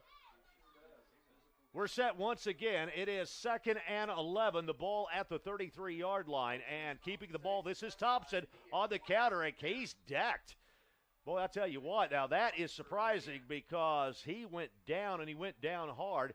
And they're going to mark the ball after about a 2-yard pickup. It will All bring right, going to jump over and bring you some more action here. This Concordia-Maconaquah matchup, 21-14 in favor of Concordia. Maconaquah is driving, looking to tie things up. Say Maconaquah 3 times real fast. Maconaquah. I can do anything. Yeah, let's take it away with the call. Pretty good. Second effort down to the 30, and another yard to the 20. Smith, I believe, got the call that time. Yeah, he's tough, and they love to fake that toss, and then, as you say, Joe, run that counter back up the middle, and that's Bryce Smith, 5'9", 185, the senior. I saw him before the game, too, Joe, and he looked bigger, kind of barrel-chested, just a big country kid, and that's a great hard-nosed run. And, boy, the Braves got some momentum now. Offensive line, as we talked about earlier, averaging 240 a man, tackle to tackle. Little off tackle and driving, still on his feet inside the 25. And it just seemed like Concordia had that stop, and Little spins around, shows his back, spins back around, and gets a positive run. So I'm so impressed with these running backs, Joe, because a lot of times Concordia knows what's coming, and they still get those tough positive yards. Yeah, 4, 5, 6 yards on first down. That makes it really intriguing then the rest of the way. Now the work from the right side hash mark. Braves waste little time in the huddle. They come up again, all 11 packed in there. No wideouts anywhere. Motion to the far side. Little looking to turn it upfield. There's a penalty flag thrown as Little gained down to about the 23, but let's see which way this penalty goes. It's going to be holding, it looks like, on the Braves. I was surprised they ran the sweep to the short side because Concordia came up and did a nice job on that with their defensive back, but there just wasn't a lot of room out there for Little. On the offense, 10 yards from the spot of the foul, replay, 2nd down. And those are devastating penalties for the Braves. When you have a power rushing attack and you don't throw the ball, a holding penalty is such a devastating penalty. It's a big break for Concordia. So the penalty moves the ball back to the Concordia 35-yard line. It does remain 2nd down, but 2nd down and 16 now. Clock already approaching 8 minutes. Time remaining. This is the opening drive of the second half. Little in motion again. Counter coming back to the left side. And Concordia basically stops that with a gain only to about the 33. Yeah, pretty good defense that time again by Concordia to slam down and try to take that play away. It was Landon Rates that came down, that time, Joe, to come down and make that play. 64 out there, big defensive tackle, and he's playing well tonight. Now, you talked about it. You don't want to see the Braves throwing the ball. Let's see, though. It's 3rd down and still about 14. Kelly under center, looking. The rolls to his left, wants to throw. He's got a man in the flats. That is incomplete. Had a man wide open, and let's see if that was a Wagner out there. Yeah. But he couldn't find the handle, and the ball was delivered a little bit off target. Now it's 4th down and long. Yeah, that or maybe Smith out there, but you're right, Joe. They run the play action, but the problem with that is it's to his left side. It is so hard to run a play action boot to your left because you have to roll all the way back and turn your shoulders around. And what happened on that play, he was inaccurate. It's just a difficult pass to make in that situation. Now they need 14 yards down to the 19, inside the 20 at least. Here's Kelly again, pivots to his left side, throws back to the right. Got a man out there. It's incomplete. Boy, I tell you what, Concordia jumped the route, but they misjudged the height of the ball, but it does fall incomplete, and Concordia's held. All right, jumping over to Wayne Marion, 27-7 in favor of Marion, as you can see. And right now, Wayne with the ball, trying to change things up. They had the ball. There it goes. And no one's going to catch him, man. This game is over. That's what they call a pick six. That is what they call a pick six. He got out of there in a hurry. So big play there for the defense. Jumping back over to this matchup, Concordia and Mechaniqua. Still 21-14, Mechaniqua on the drive. So now Brandon Davis brings Amir Drew back into the ball game. He's the one back, lined up behind him. They'll give the ball to him off tackle, looking and slips through a little bit across the 35 and brings it up to about the 38, maybe the 39. I like that play, and that just feels like that's there on. Let's jump back over and check in on this matchup between Lewis Cass and Pioneer. Lewis Cass enjoying a big 22-8 lead, and it looks like they're in position to add a little bit more to that tally. Yet another game that is kind of shifted in one team's favor very early on and kind of stayed that way throughout the evening. Yeah, the Cass offense averages 43 points a game. They haven't won a sectional title since 2012. They're ranked number 1 in their class in Class 2A, and they seem hell-bent on fixing that. All right, well, let's see if they can continue their march towards victory in this one and changing their fortune as far as playoffs go. Like you mentioned, let's take it away with the call and get you some more action here on Friday Night Live. 3rd down and goal with 5:45 to go here in the third quarter. 3rd and goal.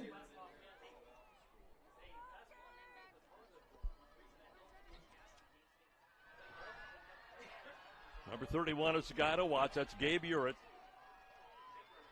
Gets the handoff and into the end zone from 2 yards out. Well, I'll tell you, Cass just flat out got off the football there, and that's the. All right, so touchdown there for Lewis Cass. Let's jump back over to this matchup.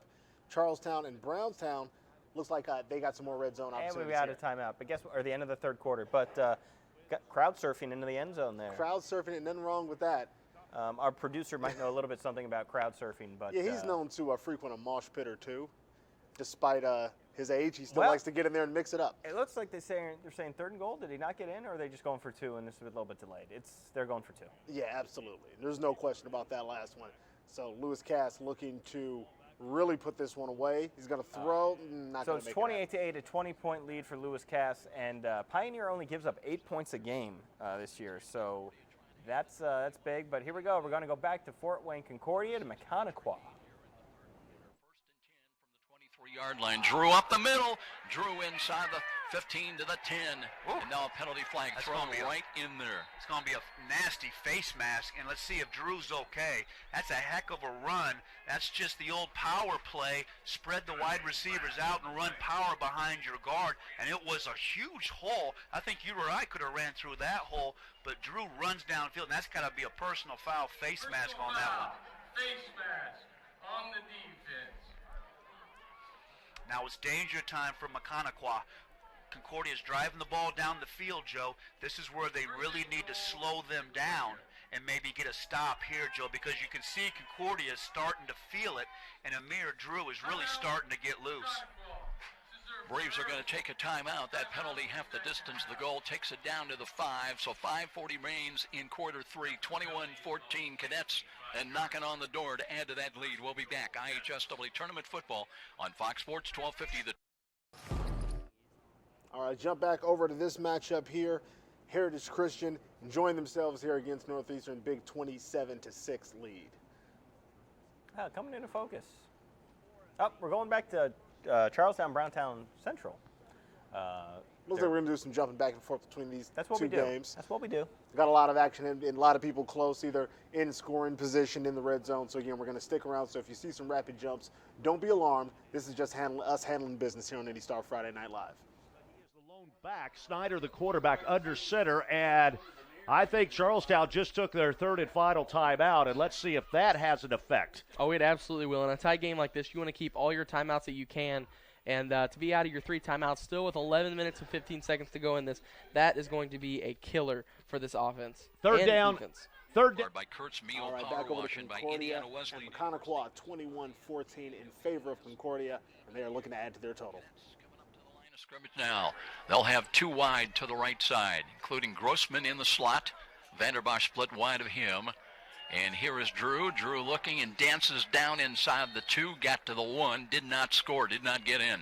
I'd run the same exact play. Drew is really running well in the second half, and he shows you the feet and the ability to get that pad level down. So it'd be tempting to run the same play. At the end of the half, Joe, they elected to run a slant here, and Davis missed the slant, but he used his athletic ability to get in the end zone. But I'd run a little. All right, we've got another game in the red zone here. Chittard and Brebeuf. As you can see, Chittard with a big 28-7 lead. So we got 3 games in the red zone. We're going to be jumping between all 3 of them here on Friday Night Live.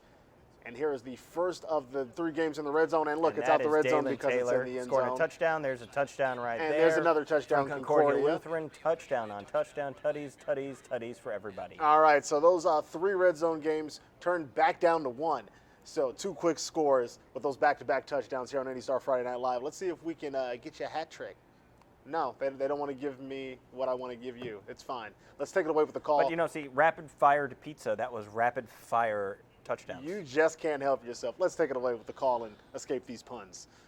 Front line cheering, and that is because of a 5-yard penalty. So, once again, Wyatt, like you have talked all evening long, when these teams seem to get inside the 20-yard line, they seem to go backwards instead of frontwards. Absolutely. Both teams have struggled tremendously tonight. This will be the 4th drive in a row for Charlestown that they got inside of the red zone. If they get stopped, this will be the 4th time that they got stopped in the red zone. Only 20 short yards of the end zone. That moves the ball back to the 12-yard line, and it brings up a 3rd and 10. 3rd down and 10 for the Charlestown Pirates. I formation, Snyder. He goes back, looks for the short pass, and it is incomplete, a little bit behind the intended receiver out there. As good defense that time. It looks like it's Murphy, the intended receiver, once again, but that's incomplete. And now we've got a 4th and 10 and a decision for the Charlestown Pirates. Let's see. You're at the 12. That would move it back to about the 20. This would be about a 30-yard field goal attempt, but let's see what happens. I think they're going to go for it. 3rd down and 10. Or 4th down and 10. Oh, it's okay. It's 3rd down. My correction. It is a 3rd down play. 3rd down play. That's right. We had that penalty, didn't we? Yeah. 3rd down, and Snyder's going to try it again. He's under pressure. He throws it, and no chance for that one. As it was good for Murphy again, as Murphy was the intended receiver. Now Snyder is down as he gets up slowly. We're going to jump over and show you a big play here in this matchup, Danville and Tri-West. Look at Cale Payne go, the sophomore quarterback, doing it with his legs all the way for the end zone. Touchdown, Danville. So this matchup that was 0-0 for much of the game, they are turning it up here in the second half. I think you should definitely go for it. You're only on the board and in a big way. I think that they will gain yards on this play. All right, so we're going to stick with this one now. Brownstown and Charleston, still 6-7. This game has been kind of stuck at this point for quite a while. Still been in the red zone for quite some time, now going back the other way. So let's see which team can finally break out and get a big lead here. If this 1 point is going to be what separates this team until the final moment ticks away on the clock. And we'll get Chuck Ledbetter on that. Mr. Everything of Charlestown. He'll get up there and say, hey, you need to have the right down up there. It just confuses poor Wyatt for the IHSAA Southern Indiana Sports Productions team. Now, what do we've got here? As we've got a legal procedure called against Brownstown this time. That moves the ball back to the 7-yard line, and it's 1st and 15. Thompson spins. He doesn't get much as he's brought down, stood up, and maybe gets back to the line of scrimmage. If that, well, they're going to actually mark him up about the 9-yard line. All right, jumping back over to Concordia and Mechaniqua. Score now 28-14 after that last big run play. Concordia got them another touchdown in this matchup. So let's see. Third quarter, still plenty of time for Mechaniqua to tie this one up. Getting the lost yardage back, it'll bring up third down and still about 9. Great defense again. That time it's Matt Gegline plugs the hole. Gegline's only 5'7", 175 pounds, but he plays like he's 220, Joe, the way he scrapes at that linebacker position. So now if you're Concordia, you won the attack. You penetrated right at the attack. Okay, you won that. You won the first down. You won the down distance. Win this third down and get off the field. Braves trying to reach the 44. Concordia on this snap. A little resets, and there was movement a couple of different ways. Yeah. And that's going to cost them 5 and put the 3rd and 9, now 3rd and 14 after the 5-yard walk-off. And that's just fatigue. That's Graham Stoll, the junior, 6 feet 200. And, that's just fatigue. And really, you're surprised you don't see more of that when you run the ball every single play and the physicality of the run blocking that goes on. But again, Concordia's winning the penalties now, too. So now get the stop here and get off the field and get the ball back for your offense. Now we do have wideouts for the first time tonight. Little splits wide to the right side. They've got a wideout here to the left as well. Empty backfield. Here's an option run. And there's Nolan Kelly. Kelly into Concordia territory to the 49-yard line. It'll be still short of the first down stick by about 5 yards. And now a decision for Austin Colby. Are we at the point of the ball game, down 2 touchdowns, in just under 2.5 minutes remaining? Do you gamble? Yes, you do. You have to go for it because this game is getting away. And that was a great call the last time, Joe. I really didn't see that coming. I thought they might throw the ball, but Nolan Kelly shows you his athletic ability. Huge play. Bookmark this play. Got to get to the 44-yard line. Crowd alive once again here in Mechaniqua. Now they go back to the tight formation. They'll pitch the ball. Here's Little trying to cut and driving. He didn't get there. Got only to the Concordia 46, close to the 45. That'll be short by about a yard. All right, jumping back over to this Danville Tri-West matchup. Danville up 14-6 on Tri-West as this one continues on. Older brothers, both of them played college football. The best known of the bunch was IU's Chase Dutro at 164 tackles for the Hoosiers. His other brother, Mac, is the second leading tackler currently at Marion University. He comes up for a huge sack, forcing a punting situation here on 4th and 12. Robertson does the honors, and it's a towering punt. Dawson won't field it. Gets a big roll, almost too much of one. No, it's going to be down at about the 1. Nice play by the Tri-West special teams. Now the defense has to follow it up, and last 2 times, Cale Payne has done his damage. And now we're gonna really see what he can do here. Starting off at your own 1, they're gonna have to go 99 yards to get points on the field. And again, Roberson struggles.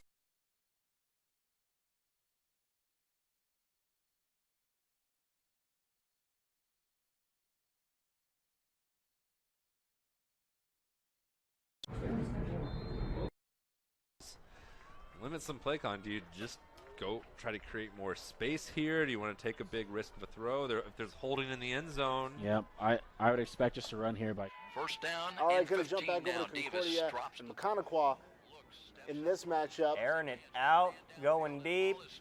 And he's got it. He got it. Big catch. Let's stick with this one. Let's take it away with the call and get you some action. Davis does a nice job of getting the ball out there, Joe, and he brings them a little bit back in because there was no safety help. But what a catch by Kindig, a sliding grab. And look at the numbers, Joe. 5'7" senior, 145, and makes a big catch in Concordia. Now in the red zone, knocking on the door again at the 20-yard line. Plays like that are how you win playoff games. Now the work from the left side hash mark. Concordia on top, 28-14, trying to add to that lead.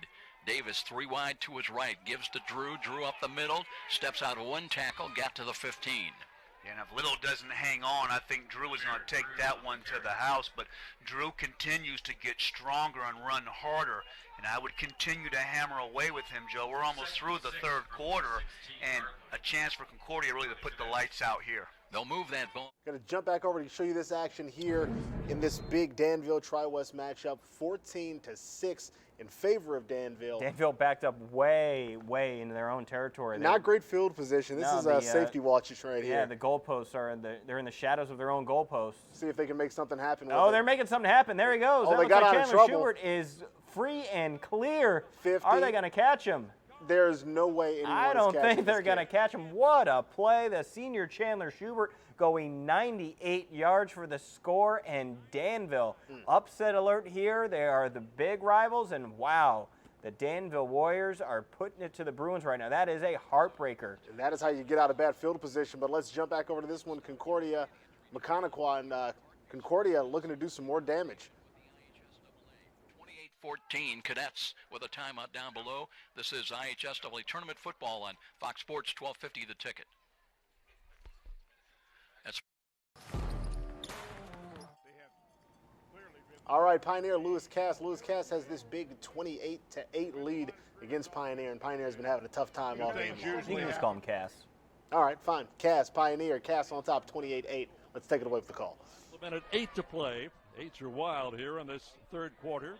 Here's the handoff. Garrett will take it inside. Third touchdown of the game for Gay. Just another big hole on that left side. And these runners are strong for Cass. Well, if you're going to beat a team twice, you just play solid football. And boy, I'll tell you, Lewis Cass has looked sharp tonight.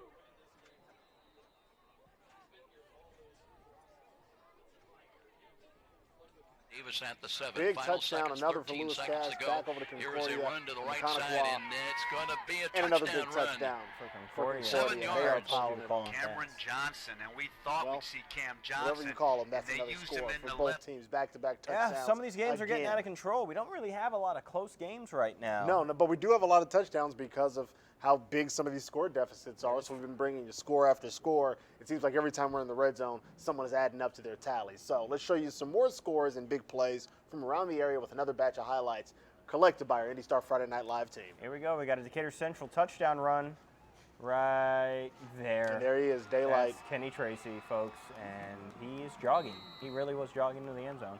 Might as well save your energy. Yep, he just makes plays. He's been doing it all year for Decatur Central. Here we go. Crispus Attucks touchdown pass. Devon Love takes the skinny post all the way. Look at that. Stay on your feet. Crispus Attucks against Beach Grove. Attucks doing some.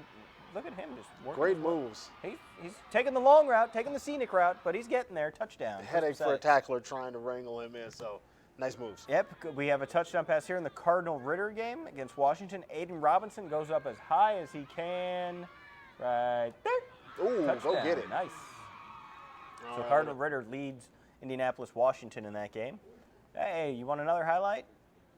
Well, we're going to take a moment on the don't? highlights and take a moment to hear from our sponsors, Bath Experts. We're going to take a quick 60-second break and be back with more action.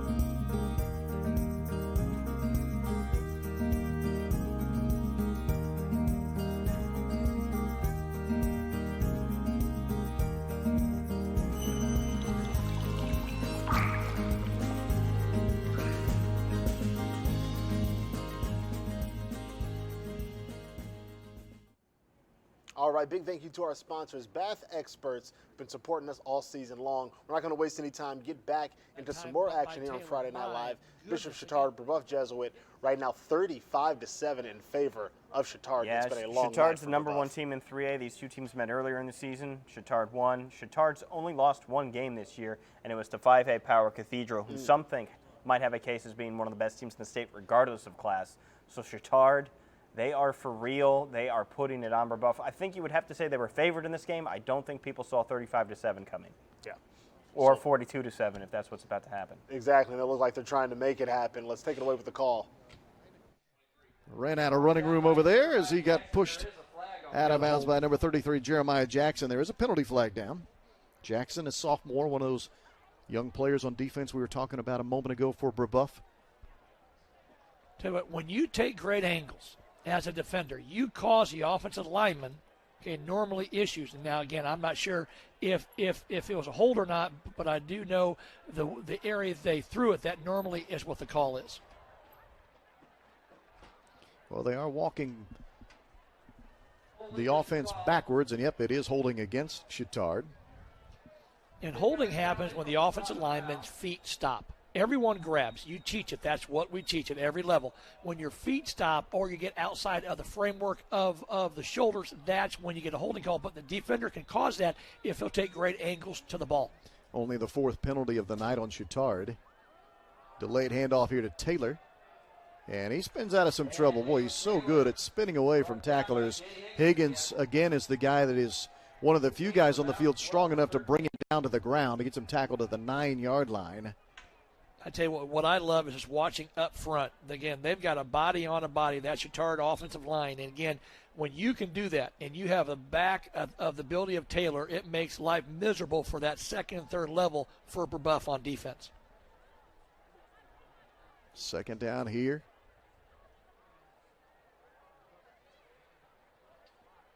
Cheek again hands to Gilbert this time as Gilbert's come back into the game, and he gets tracked down from behind and brought to the ground by Jackson. And that'll bring up third and short now for Chittard. It's a great job by the senior Gilbert there, but even a better job by Jackson and that Brebeuf defense. The one thing I love about watching Brebeuf, they're not quitting. They're playing hard. His kids, and again, that speaks to the volumes, even though there might be 13 seniors, it tells me that they have complete control of this program because they are leading by example. All right, just want to give you a score update on one of the games we're bringing you tonight, Roncalli and Frankfurt. That one is all over. Roncalli on top. 42-0 over Frankfurt. A little too much relish on those hot dogs. And what do you know? Another touchdown here in this matchup. Is that Dalen Taylor again? And Chittard adding to their score now 41-7. Nope, that's Darian Gilbert, the other senior running back, the 1-2 punch for Bishop Chittard. They, like I said, they're going to be a tough out. They are really going to be a tough out in Class 3A. We're going to switch over to one of the games that is actually still close. This matchup here between Brownstown and Charlestown still 6-7.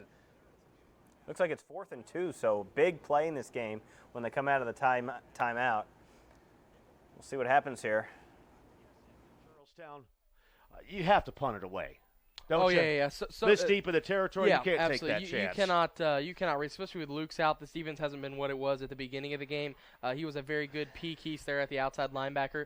So I really don't think that you can keep the ball here. You can't take that risk because, if you give this back to Brownstown in this territory, it's not going to be good. Even though it is a 4th and short like that, not a good idea. I say you punt it, get rid of it, send them way downfield.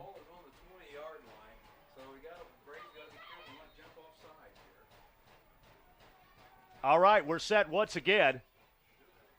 And let's see. It's going to be a punt. Sweeney down. Oh, they're going to fake it. And they get the first down. What a gutsy call in there by Hawkins as it was snapped to the up man. Man. That is number 25, and he has the play of the game. That is Deke Brown. Deke Brown was the short man. They snapped it to him. What a gutsy play by Jason Hawkins. It is a first down. We've got a Pirate down on the field right now, but they move it up close to the 30-yard line. It's a pickup of 9 yards on the play. Gutsy plays, risky plays, and rolling the dice are what wins games like this. I mean, risks like that, that's crazy. I cannot believe he even tried that, but it paid off with the up man taking it and a first down here for Charlestown with a 1-point lead with only 2 minutes and 36 seconds left. And Brownstown takes their second timeout, so they're only going to be able to stop the clock. All right, going to jump back over into this matchup, Cass and Pioneer, and lose Cass 36-8. This one, I don't think Pioneer's coming back. Not a lot of teams have done this. Well, really, no one has done this to Pioneer the last 3 years. So this is This is a humbling performance for them, but they might just nice touchdown there. They are saying they are not done yet. The ball's on the ground, and so is the receiver.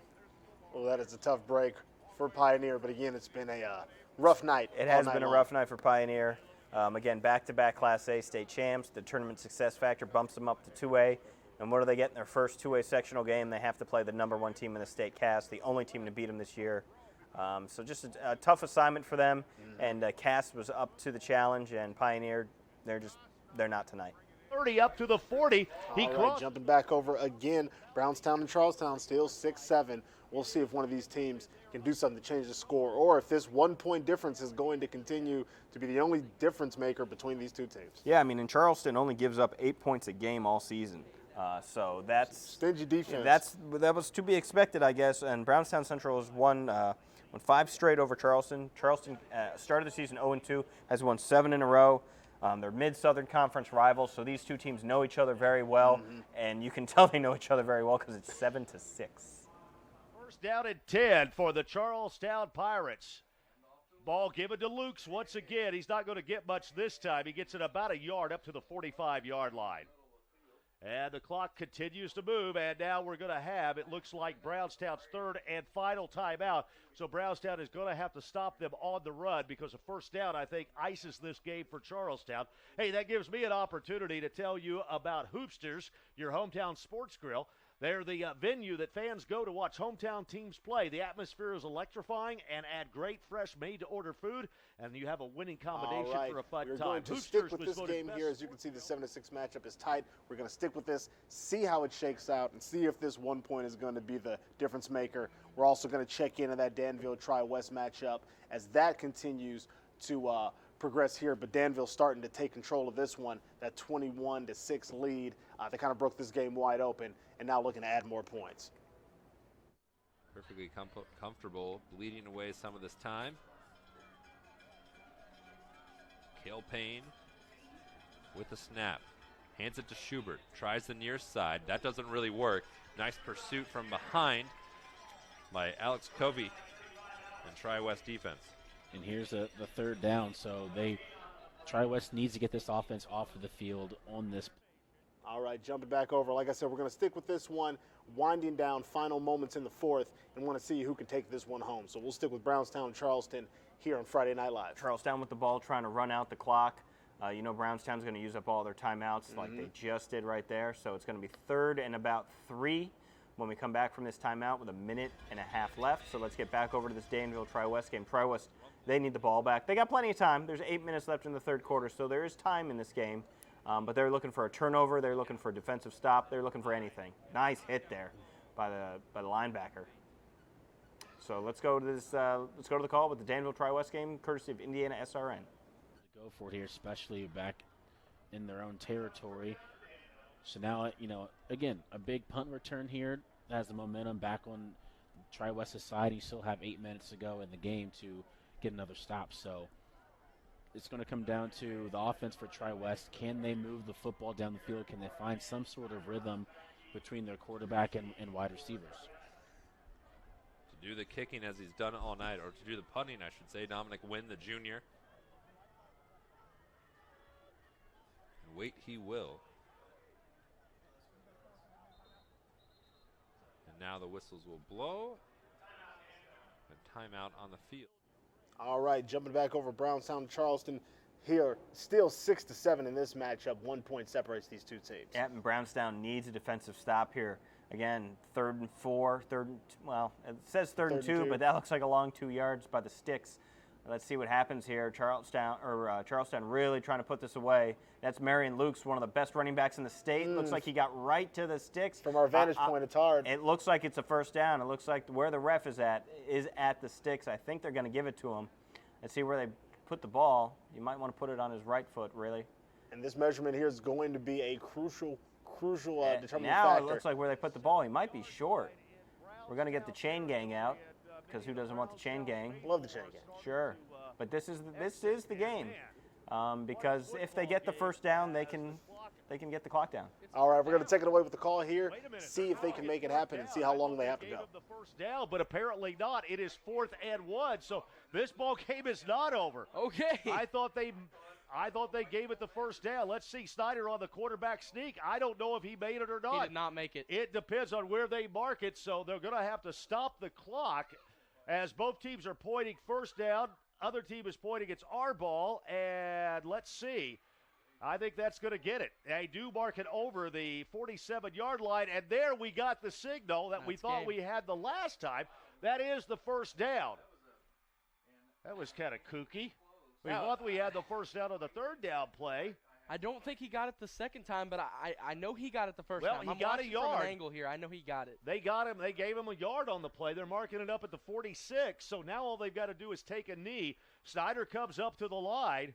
Whoa, what a game. All right, there's the snap. He goes back, takes a knee.